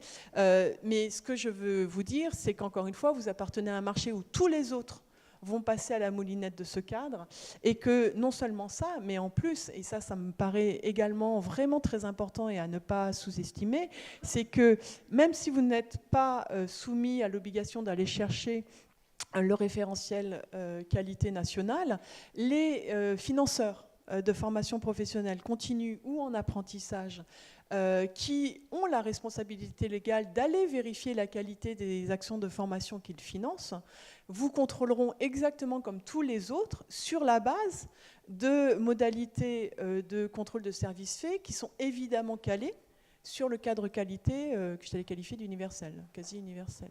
Donc, voilà, c'est encore une raison pour laquelle, à mon avis, il ne faut quand même pas que vous vous éloignez trop en termes de vision du cadre national. Je ne sais plus ce que j'ai mis derrière, parce que j'ai l'impression de vous avoir dit à peu près tout. Donc le calendrier, je l'ai déjà dit, janvier 2021 pour les autres. Des travaux d'élaboration de ce référentiel national qui sont engagés depuis quelques semaines au CNEFOP sous le pilotage de la DGEFP. Normalement, on devrait atterrir à l'automne avec ensuite un process de publication de nouveaux critères, d'avis rendus par France Compétences sur le nouveau référentiel et ensuite une publication la plus rapide possible parce que ensuite, en termes de mise en œuvre, il faut que le COFRAC engage tout le process d'accréditation des autorités de certification qui seront habilitées à certifier sur ce référentiel national. Et ensuite, ces autorités de certification devront engager les campagnes de certification pour l'ensemble des organismes de formation qui viendront la chercher pour être prêts au 1er janvier 2021. Donc, vous imaginez que le rétroplanning est assez dense. Bon, qu'est-ce que je vous disais sur le contrat, le contrôle de service. C'est un peu ce que je vous ai dit. Travailler, c'est bon. Et là, je crois que c'est à toi, Franck, parce que tout ça, je l'ai déjà dit. Merci beaucoup, Mme Beauvois. Oui. Merci pour l'exposé. On ne peut pas plus d'actualité que ça, visiblement. Voilà. Bon, donc. Félicitations. Donc on passe la parole à notre deuxième grand témoin, Franck Giuliani, qui est président de la FCU et qui va lui aussi nous parler de l'appréhension qu'on peut avoir de la qualité dans les milieux universitaires. Je suis persuadé que le message à peine subliminal, ce sera d'éviter les visions cauchemardesques de la qualité.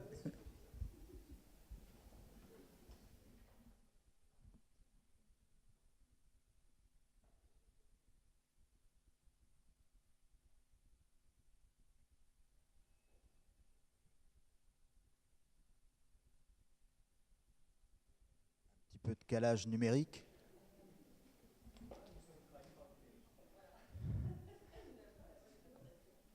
Non, le numérique, ça tombe en marche de temps en temps.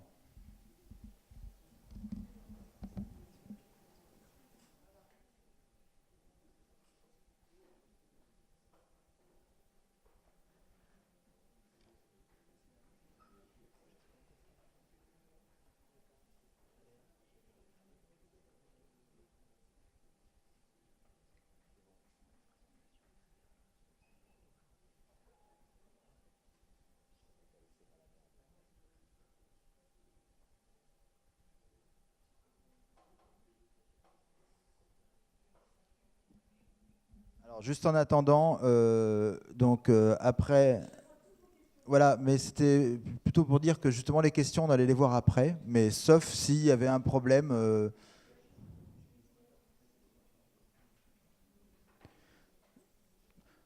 Non? Alors sinon, on prend le cas, ouais, on peut prendre le temps pour une question. Alors moi, si j'ai bien compris, ça veut dire que les universités, on n'est pas dans le radar de la réforme actuelle, quoi. Parce que s'il y a 70 à 80 000 centres de formation qui sont concernés, et que les universités, c'est 80, 85 établissements, plus les écoles, enfin bon, on est tout petit par rapport à ça, et qu'en plus, on est réputé comme étant déjà dans la démarche qualité, ça veut dire que la réforme vise plutôt les organismes où il y a un fort doute sur le fait qu'il y ait la réalité d'un travail de formation qui soit vraiment fait.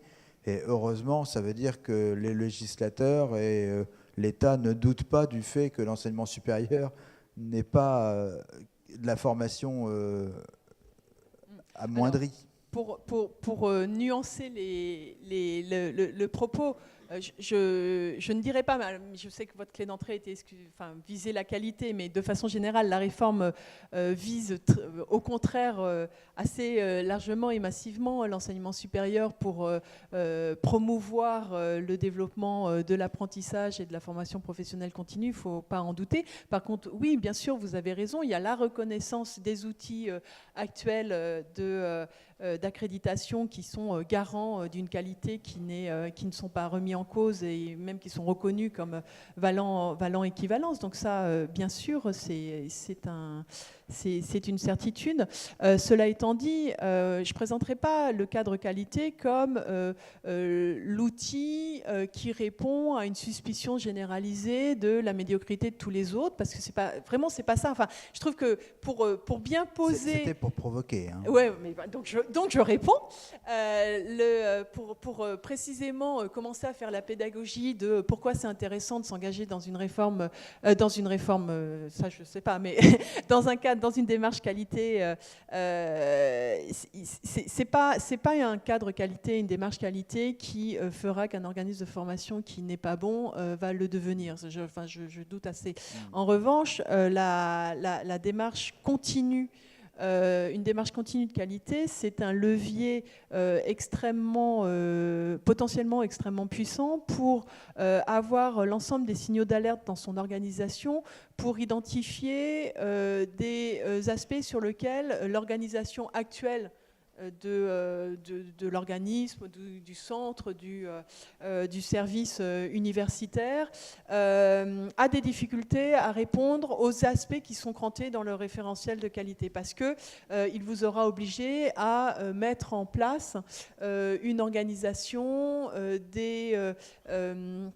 mais ça, c'est Franck qui était censé en parler de façon beaucoup plus précise. Donc là, je suis déjà en train de manger son truc.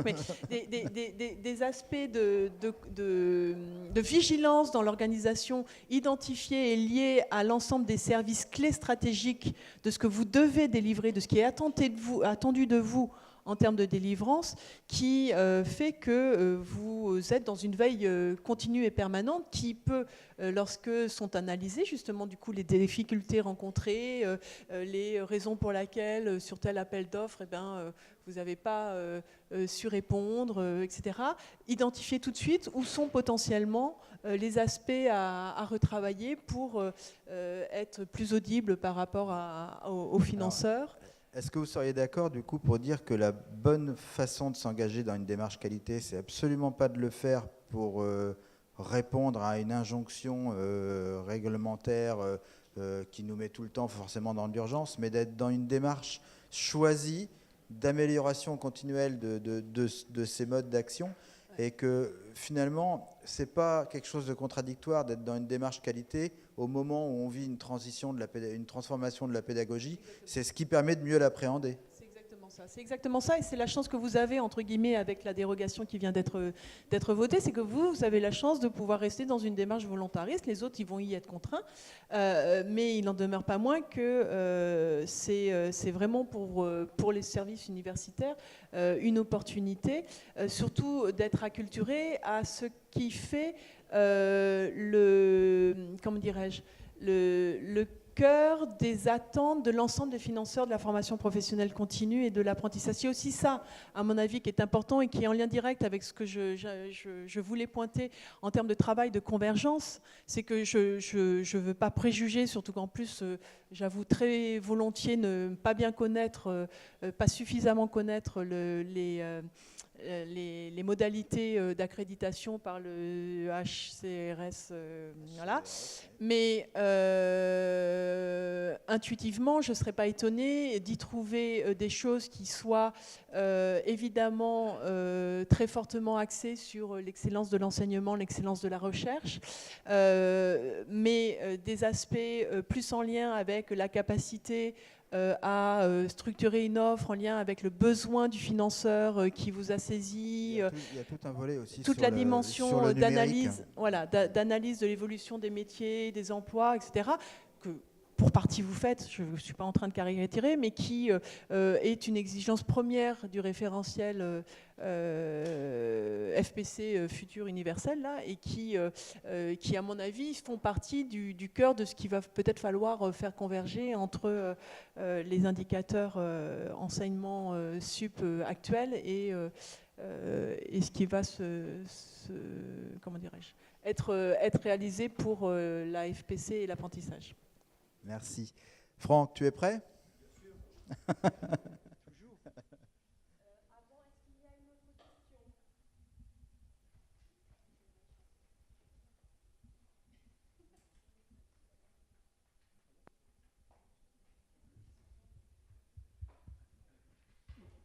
C'est pas tout à fait une question, c'est un peu un élément de réflexion. Je pense qu'il n'est pas très bon pour les services de formation continue de se différencier par cette forme, je dirais, de reconnaissance de la qualité dont on pourrait dire beaucoup de choses, vis-à-vis d'autres opérateurs, sachant que l'objectif de l'État et les sociétés universitaires de recherche nous y incitent, nous emmène directement sur un marché très concurrentiel. Donc je pense que, et Franck en dira sûrement quelques mots, puisqu'il va pouvoir parler de la petite quinzaine d'établissements aujourd'hui certifiés et de tous ceux qui s'y préparent. Tous ceux qui s'y préparent, tous ceux qui y sont passés n'étaient pas là pour répondre aux critères d'un décret, mais se sont rendus compte que c'était un élément de transformation, d'acquisition également de facteurs de compétitivité sur ce marché concurrentiel.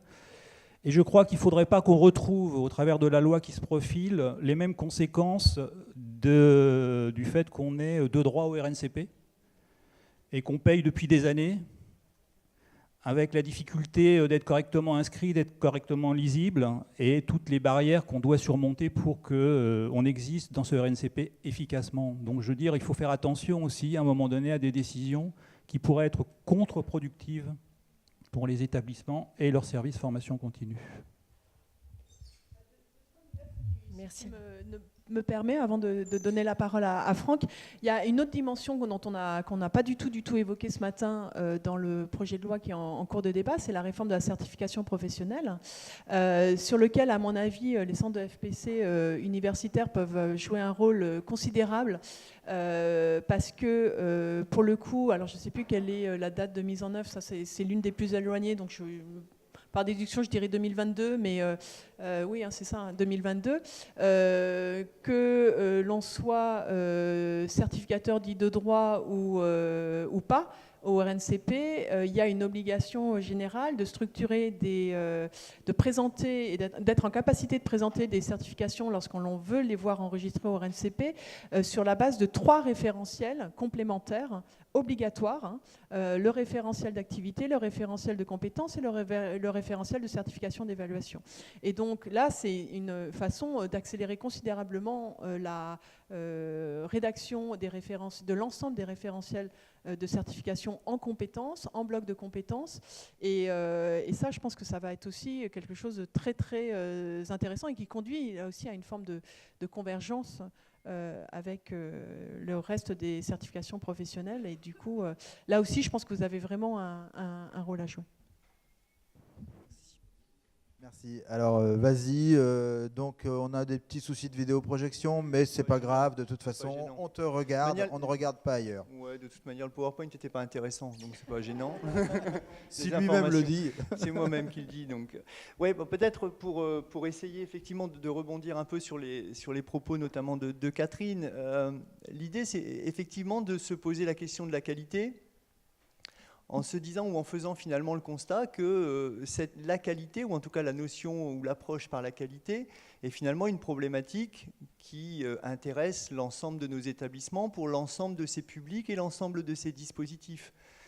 Effectivement, on ne peut pas à un moment donné simplement limiter la qualité lorsqu'on rentre dans une salle, notamment aujourd'hui, et y compris par exemple sur nos diplômes d'État, prenons l'exemple, à se dire que finalement, né de qualité, où on ne s'intéresse qu'aux questions de qualité, pour une partie des publics, dès lors qu'on va être en mixité de public dans une salle ou dans un amphi comme celui-ci, et que parce que je suis effectivement relevant à un moment donné du champ de la formation professionnelle, je suis soumis à un certain nombre de critères qualité dont il faudra à un moment donné justifier, mais que mon voisin dans la salle, parce qu'effectivement il relève des publics aujourd'hui identifiés de la formation initiale, sont en dehors de tout champ finalement de la qualité.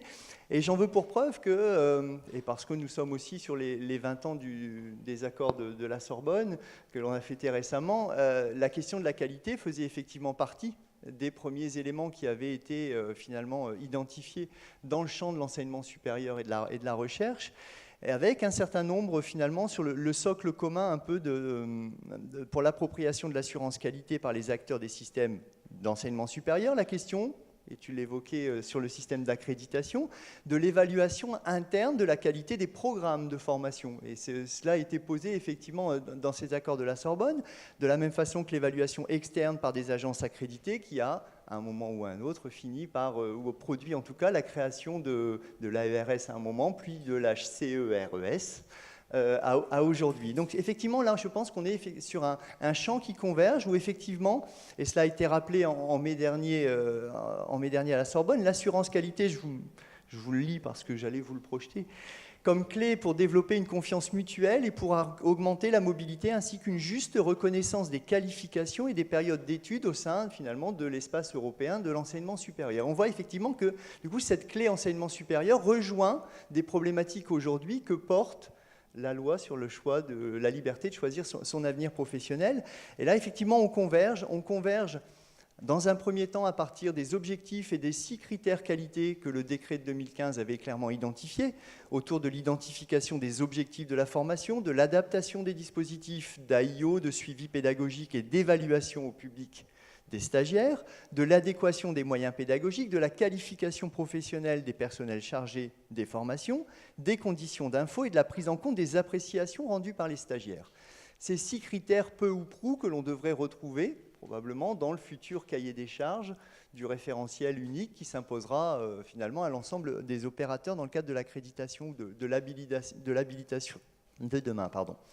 Alors peut-être revenir effectivement sur la genèse un peu de cette démarche de certification ou de cette démarche un peu qualité dans nos établissements sous le périmètre de la formation continue, processus qui finalement remonte maintenant à grosso modo 7-8 ans autour de finalement une démarche où l'idée que pour se positionner sur le marché de la formation professionnelle et indépendamment finalement d'un cadre réglementaire qui n'arrivera qu'en 2015, il était probablement opportun que nous réfléchissions à ce que pourrait être la mise en place d'un système d'assurance qualité sur nos dispositifs qui pourrait passer, à un moment ou à un autre, par un regard externe qui se pose sur notre activité et qui, du coup, permettent d'avoir, au-delà d'une évaluation entre pairs, d'avoir un regard objectif posé par un espèce de tiers de confiance sur cette activité.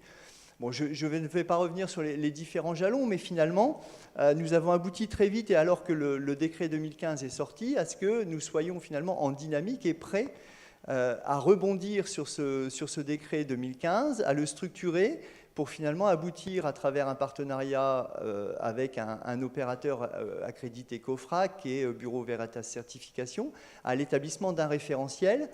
Je pense important d'identifier que ce référentiel a été construit aussi avec les partenaires sociaux. Et là, on retrouve à un moment donné cette obligation qui se fait jour aujourd'hui. Et Alain évoquait la question du RNCP tout à l'heure. Je pense effectivement de se dire que sur la question de la qualité comme sur d'autres, aujourd'hui, être dans le dialogue et créer les conditions de lieu de dialogue avec les partenaires sociaux, avec les branches professionnelles, est indéniablement un enjeu stratégique si l'on veut effectivement continuer à exister sur ce marché de la formation professionnelle. Et donc, une démarche un peu de co-construction de ce référentiel pour finalement aboutir dans des délais qui étaient très contraints, finalement, à une publication du référentiel et une inscription sur la liste CNEFOP, à peine un an après la promulgation du décret, et puis effectivement un certain nombre d'établissements qui se sont engagés dans la démarche pour aujourd'hui arriver à ce que nous soyons à 12 établissements certifiés, un 13e qui est en attente finalement de son certificat, donc on attendra la réunion technique.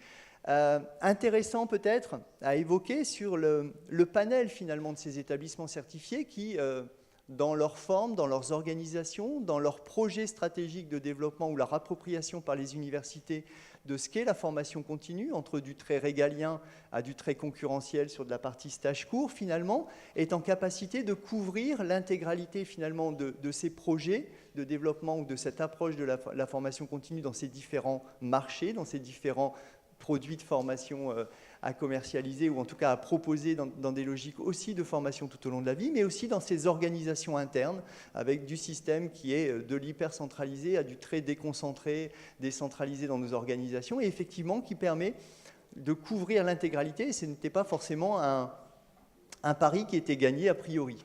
Donc preuve également que ce référentiel, et si l'on couvre demain un référentiel unique, est en capacité finalement de couvrir et de répondre à l'intégralité finalement de nos organisations et des problématiques que nous portons. Et puis au-delà, nous sommes également sur une quarantaine aujourd'hui photographies, une quarantaine d'établissements qui se sont engagés effectivement dans cette démarche de recherche de certification.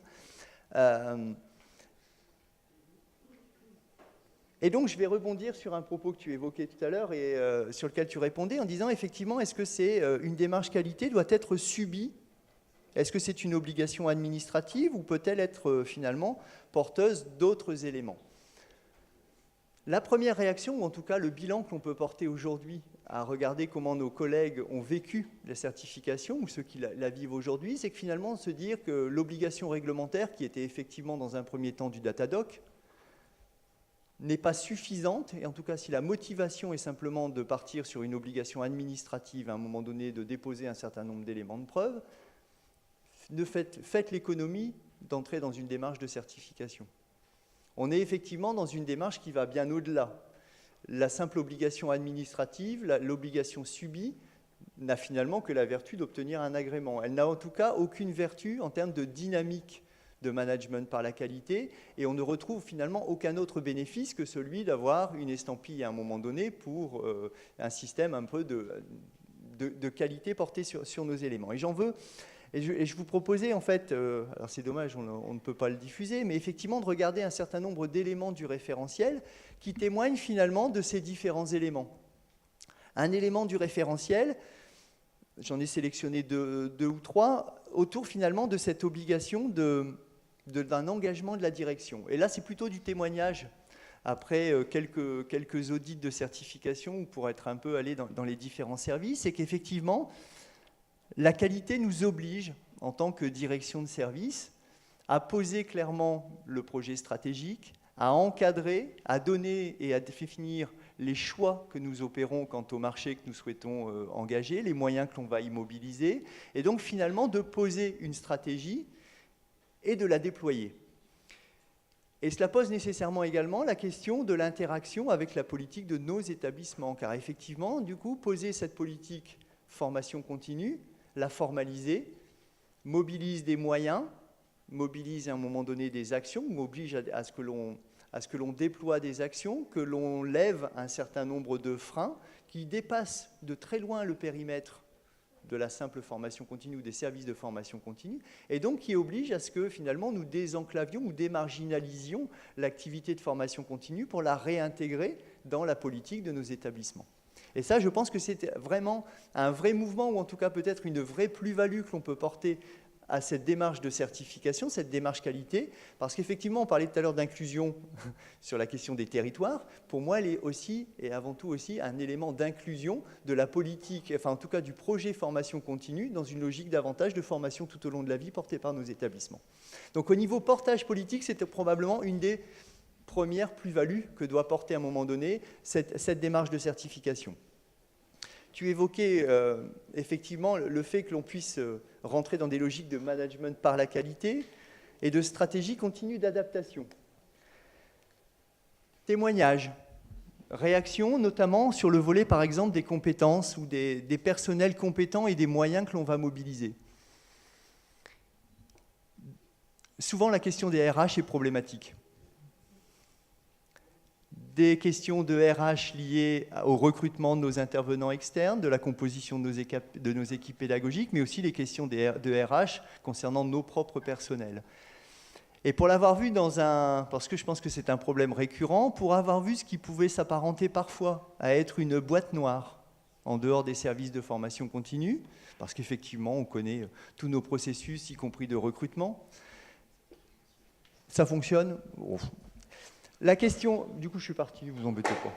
La question, du coup, est posée, et le levier formation. Oh, magnifique. Et du coup, le levier certification peut aussi, à un moment, être le moyen d'ouvrir cette boîte noire et d'essayer en interservice de porter et de trouver les réponses qui vont bien.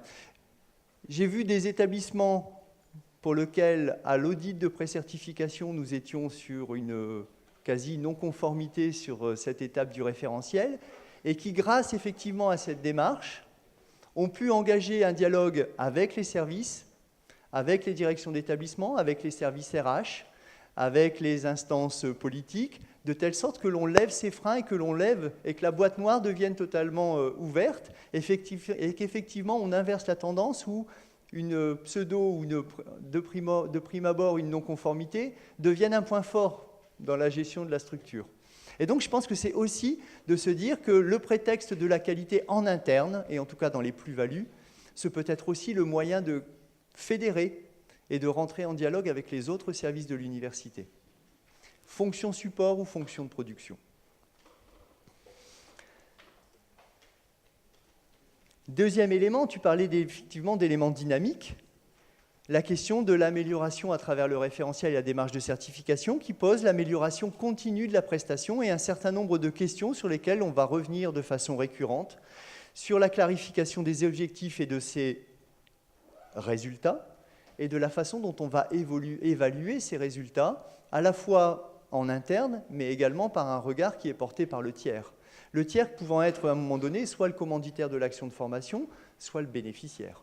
Et effectivement, de rentrer aussi dans cette logique où on n'est pas uniquement dans de l'évaluation entre soi, mais effectivement de porter et de faire évaluer par d'autres, finalement, la qualité et la satisfaction de la prestation subie ou suivie. Et effectivement, là, je pense que c'est aussi sur de la boucle vertueuse, de rétroaction, où l'on va retrouver et se servir finalement de ces évaluations comme étant des leviers pour rentrer dans des logiques d'amélioration permanente. Donc, toutes ces vertus finalement qui nous permettent, et j'évoquais tout à l'heure le tiers de confiance qui porte un regard sur l'activité, qui permettent de rentrer effectivement dans des logiques d'amélioration continue, et avec systématiquement cette possibilité à intervalles réguliers, finalement de se confronter à la mise au regard entre le référentiel et puis un tiers qui vient finalement vous auditer et regarder si effectivement la façon dont vous vivez, la façon dont vous déployez cette certification et dont vous finalement mettez en place les processus d'amélioration continue, la façon dont ils vivent. Et il me semble, et là je reviens encore sur du témoignage, qu'en termes de mobilisation pour les collaborateurs, on est là sur un vrai outil dynamique qui permet aux collaborateurs de rentrer, de se donner une cible et d'évaluer en permanence si finalement les actions qu'ils mettent en œuvre produisent les effets qui sont attendus. Et indéniablement, en termes de dynamique managériale, on voit des effets qui sont, je pense, qui vont bien au-delà de ce que l'on pouvait escompter, avec des redynamisations d'un certain nombre de nos collègues. Nous l'évoquions hier avec la collègue de Franche-Comté, avec Laurence, des collaborateurs que l'on va réussir à fidéliser. Les leviers, à un moment donné, de fidélisation de nos collaborateurs sont peu nombreux dans nos organisations. La qualité, par la redynamisation, par une reconnaissance de ce qui est développé, est un véritable levier de motivation et de fidélisation de nos collaborateurs. On donne du sens à ce pourquoi chacun d'entre nous travaille et on donne du sens finalement à la contribution de chacun et à l'identification de la place de chacun dans la chaîne de valeur et dans les processus que l'on met en place. Et en termes probablement de RH, on est là sur quelque chose qui, à l'interne, est d'une plus-value qui est remarquable. Bon, ça, je vais passer assez vite. Donc finalement, sur les bénéfices internes, je pense effectivement, si on devait synthétiser un peu, c'est se recentrer sur le client, de réussir à fédérer des équipes et motiver les collaborateurs, à capitaliser sur les bonnes pratiques, à pérenniser, parce qu'effectivement, très souvent, nous sommes amenés à avoir un fort turnover, le knowledge management, on a un peu de mal. Et c'est aussi l'occasion, à un moment donné, de pouvoir capitaliser et de transférer, avant toute chose, le savoir-faire et les compétences. Et puis, effectivement, renforcer l'efficacité du service rendu. Et puis, j'accélère. S'en extraire totalement au prétexte qu'on est accrédité dans un autre cadre, c'est prendre un risque de notoriété au moment des contrôles des financeurs. Tu l'évoquais tout à l'heure.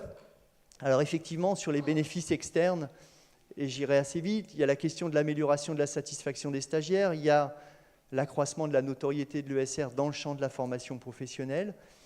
Il y a la question du prestataire de confiance et être reconnu comme tel et de pouvoir tisser, je pense que ça a été évoqué tout à l'heure dans les propos liminaires, c'est effectivement ce désenclavement aussi de l'enseignement supérieur.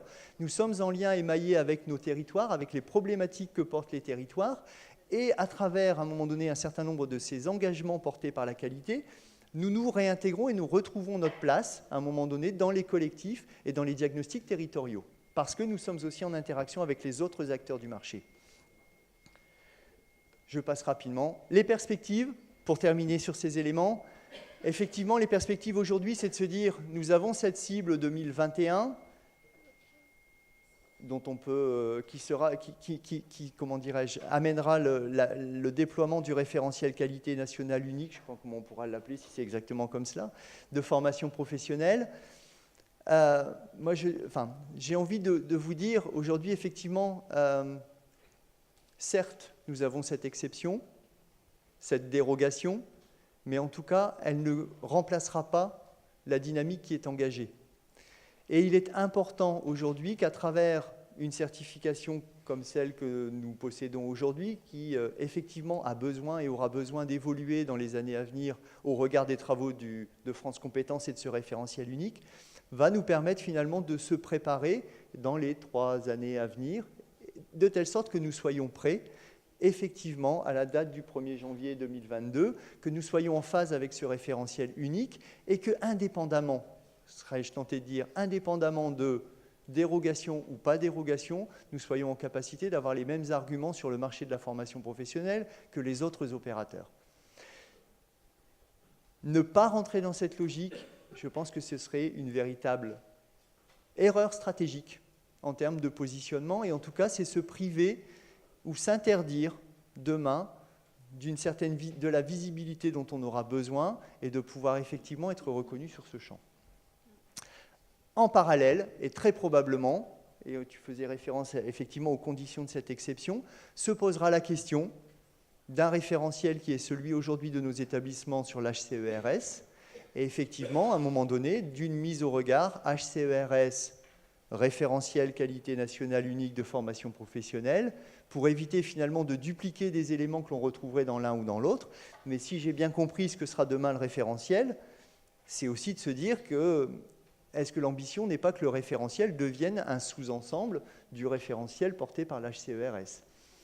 Ce pourrait être peut-être une solution qui, effectivement, amènerait à ce que la certification de service telle qu'elle existe aujourd'hui n'ait plus nécessairement de sens à exister, puisque réintégrée et permettant à un moment donné à ce que finalement l'HCERS couvre l'intégralité des produits de formation, des entrées de formation et des parcours que l'on peut conduire aujourd'hui. Ce qui n'est pas le cas, mais qui est un vaste chantier pour lequel 3 années ne sera sûrement pas insuffisant. Voilà, je vous remercie. Merci beaucoup, Franck. Merci beaucoup aux 2 grands témoins dont vous avez pu constater que la coopération est parfaite entre les deux. Est-ce que vous avez des questions? On va prendre 5 minutes. Voilà. Alors, Éric Tanguy de l'Université de Nantes. Je cours, je t'amène le micro. Non, trop tard. Alors, je pense que cette histoire de dérogation à la démarche qualité est un cadeau empoisonné pour nos établissements. Et penser que l'HCERS va être en capacité d'expertiser ces thématiques-là m'inquiète.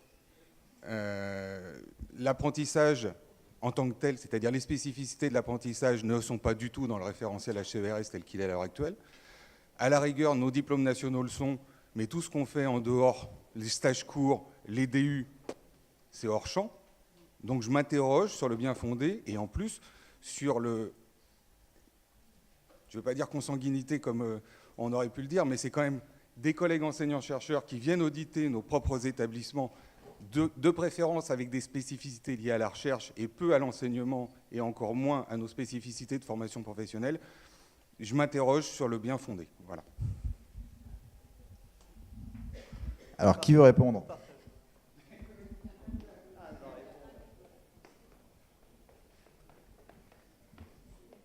Oui, donc moi, je partage complètement ce qui a été dit à la fois par Alain, Franck et Catherine. C'est-à-dire qu'on peut effectivement se dire l'enseignement supérieur, effectivement, est de qualité et amène un certain nombre de preuves. Et à ce titre, on peut bénéficier d'un certain nombre d'exceptions. Donc on peut s'arrêter à ça et se dire, effectivement, comme l'a très bien développé Franck, non, parce qu'on est sur un marché concurrentiel. On veut développer la formation continue tout au long de la vie, puisque maintenant on ne parlera plus de formation continue, d'ailleurs dans la loi, on parlera de formation professionnelle. Quelque part, on veut aussi amener nos établissements, et pas seulement les services de formation continue, à monter en qualité, à monter en exigence, parce qu'une fois encore, on a un rôle sociétal à accomplir et qu'il faut qu'on le fasse au même titre que les autres. Donc surtout, si effectivement je peux vous encourager, c'est ne vous arrêtez pas sur l'exception en vous disant super, on aura moins de paperasse à faire. Je crois que c'est beaucoup plus large que ça et il faut aller jusqu'au bout de la démarche. On va l'avoir sur la qualité, on va aussi l'avoir sur l'enregistrement au registre national des certifications, où effectivement il a été demandé à ce que l'enseignement supérieur soit là encore une exception. Je pense que c'est une erreur stratégique majeure. Donc peut-être que je dépasse un petit peu mon devoir de réserve, mais c'est pas grave, je le dis quand même. C'était le devoir. Je pense qu'il est important de ne pas se mettre à part. Si on se met à part, on va vous mettre à part. Et je vous rappelle juste qu'aujourd'hui, le chiffre d'affaires de l'enseignement supérieur sur le marché de la formation continue, c'est 3,5%. Si vous disparaissez, personne ne pleurera. Par contre, en travaillant sur la qualité, en travaillant sur le recensement, en travaillant sur la co-construction avec les partenaires sociaux, vous pouvez peut-être espérer monter à 4, 5, 6%. Voilà. Bon, je suis peut-être virée ce soir. Les objectifs du rapport de François Germinet étaient plutôt d'arriver à 10, je crois, non? Oui, mais voilà, si tu veux, il y a un moment où on n'est pas hors sol. Ouais. Ça a été dit, redit, et puis de façon d'ailleurs assez véhémente à un moment donné. Il faut qu'on travaille avec notre environnement et en prenant conscience qu'on est sur un marché concurrentiel. Et pas seulement sur la formation continue, mais de plus en plus aussi sur la formation initiale. Bien sûr. Et donc il faut qu'on se positionne sur ce marché-là. L'erreur, ce serait de penser qu'il y a des choses à faire pour la formation continue ou professionnelle, comme tu dis, qui n'ont pas du tout de sens sur la formation initiale. Notre métier, c'est la formation, quel que soit l'étudiant qu'on a devant nous, et plus ça va aller, plus il va y avoir une hétérogénéité des situations, et il faut qu'on réponde à ça, et de manière à trouver du sens dans nos actions, c'est ce que disait Franck, et je suis tout à fait d'accord avec toi, il faut le faire, pas parce qu'on doit répondre à une injonction réglementaire, il faut le faire pour trouver effectivement le résultat de nos actions, et en fait la démarche qualité, elle est avant tout pour l'acteur même, plus que pour son positionnement réglementaire. Hein.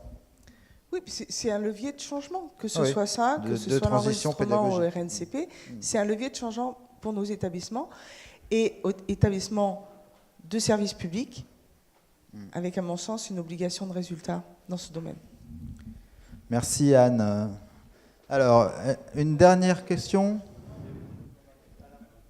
Oui, Alain. Pas de souci. Une autre question d'Alain Gossavieux. Non, je suis déjà ravi de voir que Anne change. Parce qu'on a beaucoup discuté. Voilà. Je te ferai un bisou, Non, simplement revenir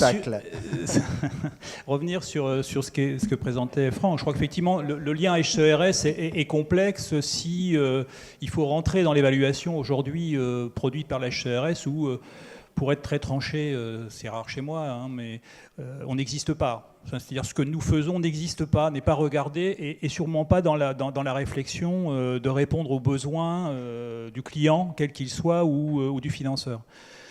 Par contre, le fait que la HCERS puisse considérer que la certification de service est un élément à prendre en compte dans l'évaluation de cette activité formation initiale et continue tout au long de la vie, je pense que c'est une démarche évidemment importante qui va prendre un peu de temps. Après, sur la certification, je crois qu'il faut, et tu l'as bien expliqué, considérer que c'est un élément majeur de transformation de nos activités, de nos organisations, également de mobilisation des acteurs de nos services, et au-delà de l'ensemble des services qui sont quelque part des services supports à notre activité. On peut parler des RH, on peut parler de la DSI, et toi comme moi, pour aller visiter dans la phase de pré-certification les établissements, c'est ces points-là sur lesquels on est amené en permanence à insister. Donc je pense qu'il faut garder cette richesse qui est un vrai plus, y compris en termes de différenciation sur ce futur marché de la formation continue. Alors je ne vais pas expliquer pourquoi on a sorti 1,2 milliard au moment du rapport Germinet, mais on peut toujours avoir cette perspective-là. On ne l'atteindra pas parce que le marché sur lequel on a envie d'aller, ce n'est pas un marché d'énorme volume, c'est un marché de valeur. Mais en tout cas, très clairement, je pense qu'il faut qu'on conserve cette certification. Je crois qu'il faut qu'on conserve le regard extérieur d'une organisation qui est Veritas. Attention à la consanguinité, hein, c'était un petit peu le mot d'ordre dans la réflexion sur ce référentiel. Pas de consanguinité. Continuons à avoir des gens qui nous bousculent. Et je pense qu'on sera tout à fait armé pour répondre aux besoins des stages courts qualifiants, pointus, premium, qu'espèrent nos présidents et nous-mêmes dans le futur de la formation continue universitaire. Merci Alain. Est-ce qu'il y a encore une autre question ?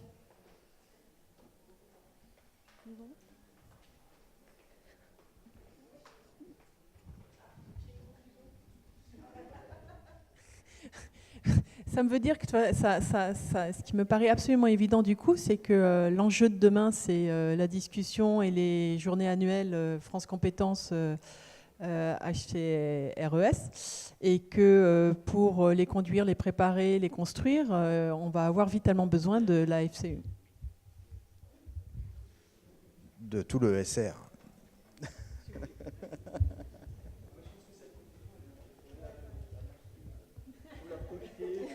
Voilà. Bon, en tout cas, ça donne à méditer pour la pause café, qu'on va forcer de raccourcir un peu. De 10 minutes. Alors, pour les présentations qui suivent, pour les pitchs, pour Attest Doodle, venez me voir pour qu'on mette les présentations. Autre chose aussi, vous avez vu sur la programmation qu'il y a possibilité de visiter la BU de Versailles. Pour ceux qui le souhaitent, il y a une visite de prévue à 13h30. Il y a un panneau à l'accueil qui vous permet de vous inscrire. Donc si vous souhaitez visiter la BU, notre belle BU de Versailles, elle vaut le détour, elle est très très belle. Vous pouvez vous inscrire pendant la pause dès maintenant. Voilà. Merci. Et retour du coup à... Il est quelle heure ? Là, il est 15, on met jusqu'à 25. Ouais, donc du coup 11h25. Donc retour ici à 11h25. Merci.